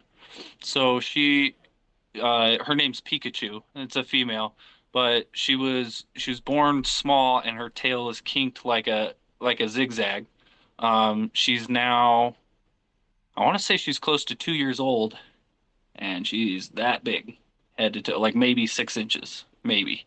Do you think that's And dwarfism though, or just a physical deformity due to where the eggs were laid? it could be both, but she's definitely like, if I were to consider it a dwarf gecko, like she looks like a maybe 6-month old Tokay gecko. Like that's the size of her. Like her head's not like regular size. Like she's stunted completely. And I've like she's on the same feeding schedule as all Yeah. my other geckos, and she's just kind of starting to get fat now. So I'm just like backing off a little bit. She'll be a pet, for as long as I have her, because I didn't know if she was gonna make it. She was born so small. Like I did not think she was gonna make it, Mine but was this. yeah, It was like 1 gram, and I'm like, I've never seen a gargoyle yeah, this. It almost looked like a Eurodactylodes baby. It was insane how yeah. tiny it was. Yeah, like picture your smaller Tokay babies and half it. She was Oh my literally god. half like I thought no way she was gonna make it. I had to give her actual pinhead crickets. It was crazy. But yeah, she's doing great. But yeah, I guess I would say if it's a dwarf, it's either probably some sort of like a deformity as far as like how the egg was formed and shaped, or as far as genetic dwarfism, I've never seen it. Interesting. Yeah, I don't know. I don't think a lot of people talk too much about the dwarfism. I think it's more of like a hidden thing, because if it is like a genetic deformity with the pair that you bred, that could spell bad things in our, capital. I don't know why I'm like talking like a socialist right now, but in the market of whatever you're breeding, if it comes out that you're producing deformities in your animals, that's just not something good for the business. So I think a lot Exactly. of what could potentially be dwarfism is kind of swept under the rug. Yeah, and that's also part of the reason why I decided like, not to sell her like as far as like if somebody wanted her as like a pet only, that's cool. But if somebody had the intention of breeding her, We I can was make too worried pocket about that. tokays. And so yeah, so like I was worried about that, like would that be a safe thing for her to pass down? Because she does have a kink in the tail, so could that kink, be transferred up the back or the neck, So that's why I'm like, oh, I'm just gonna keep you. You're gonna be my pet. So Pikachu's cool. That's what I do. I mean, deformities happen when you're breeding at any scale. I think, I mean, hundreds, whatever. I don't know the number, but I believe at this point these were the three. I've got two with like kinks in their backs or towards the neck or towards the base of the tail, and then that little dwarf dude. Usually with like the kink stuff, I usually just adopt them out. Oh my god, no fucking way. I Guess just wanted who's to see if back? it was Ugh. still like on. Back again. Yeah, we're just wrapping up. Wow, just wrapping up. Okay. see how it is. Yeah, I sorry. didn't Actually, know that I the could show, I was rejoin. just saying my closing remarks. It's crazy that the timing with that. Isn't it No. like 10 p.m. for you guys, or even later for Jimmy? We're on the same timeline. We're like 4 hours apart from each other. Yeah. But yeah, it's Well, like 10:15. Again, I'm up to like 4 in the morning editing, so Oh Yeah, my this is god. this is like already my afternoon. this is 3.5 hours past my bedtime, but Yeah, I was like, it's way Friday. past Josh's bedtime right now. Well, Oh, actually, yeah. we were going to start with the closing because it looks like that was the last question. But Josh, it's actually good because you can rep yourself because you were in here for a pretty good amount of time. So I want to make sure you get some recognition. So if you guys just go down, starting with Jimmy, where can we find you? And we kind of already talked about the stuff, so people will have a pretty good idea what you're working with if they want to go to you. Find me on Instagram, Gecko and Gecko. So GEKKO underscore and then GECKO. So that's Yeah, where I'm. there is the CK at the end. God damn it, Josh is here. I recently realized I thought it was Gecko Gecko, but no, it's Gecko Gecko. Right? I don't know if everybody gets it, but like I took the scientific name of the Tokay. Oh, I was talking about the scientific name. My dumbass was putting Gecko Gecko on the shipping box for the Lacey Act label. Oh. It was, I think someone pointed it out, and I was like, son of a bitch. That's funny. That's funny. Josh is so disappointed. Anything I do, Josh it's just more and more. You should see the group chat. It's a lot of him typing sigh when I say anything. It's so true, though. Oh my god. Yeah. The only one of you three that doesn't stress me out is Jimmy. Jimmy does good. Jimmy's cool. I believe it. Between Logan, you do. Not that Dakotah, bad. you know you do. All the time. I stress Josh out because I tell him no to getting things. Like, Yeah. don't get that. My He's issue like, my don't issue tell is me like Then I would be like an enabler then. Yeah. Yeah. I think my main Jimmy issue is and I don't take anti-Jimmy. life too seriously, so it just ends up with blunder after blunder, and I'm like, oh well. It'll be fine. No, it always ends up fine. I always am back on my feet, so. Says the one who doesn't have a pocket full of IOUs or housing geckos. I only owe one person money, and it's always Richie, because as soon as I pay my debt, then he shows me another gecko that's like, hey, you want these? We can do a hold on them, and that's how it always works. And then it's just Logan, and if Bryson is still in here, or is it Bryke? I can't see because my mic's in the way. I've got one female from him, and then two of the Logan's ones. So it's not that bad. It's not a pocket. It's like 4 people. That's 4 more than a normal person would have. I have what's called bad impulse control. A lot of us do, but Jimmy knows that. Yeah. All right, Josh, shout out your stuff. You're not on Instagram because I tried to look you up and it's like 2 fucking pictures from 2020. Then I technically am on Instagram. I'm just not active on Instagram. But if you go to my actual page of Dakotah Sucks, I forget what it's at, but then I also have a web page, something with down DVCD exotics. Don't forget about the daily hate blog that you write. Yeah, that too. But yeah, that's about it. I don't need people finding me right now. That's good. Sorry, people. Find Logan or Jimmy. They'll hook you up. We'll connect you to Josh. Yeah. Everyone's just gonna go to Josh, be like, "Hey, go to Josh and tell him I sent you. You'll get 10% off. Trust me." That's literally what I was just thinking. I'm like, I think I'm gonna send people to Josh for things he does not have right now. Any leopard geckos? I want to say CPX has those. You should go Like, to he's that. got some killer leopard geckos. A lot of people will get ignored, but Huge deals going on with him too. Make sure you go message him. If he doesn't answer within an hour, send some multiple because sometimes he forgets. Like yeah, 5 or 6 definitely. at least. Yeah, hit me up. Well, okay. See you guys again. I just want to see what the join button would actually join. It joined the call. Oh, that's funny. All right, well, I'll get my plug in and we can get out of here, boys. You can find me on Instagram or Facebook. I'm more active on Instagram.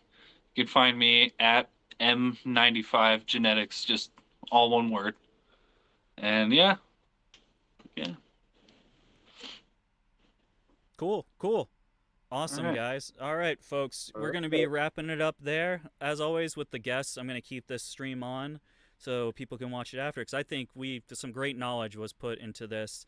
A lot of stupidity as well, so you kind of got to go through it. Some stupid stuff, some good stuff. I think that always makes a good thing. But thank you guys so much for joining, and we will see you guys Thanks for at the having me. next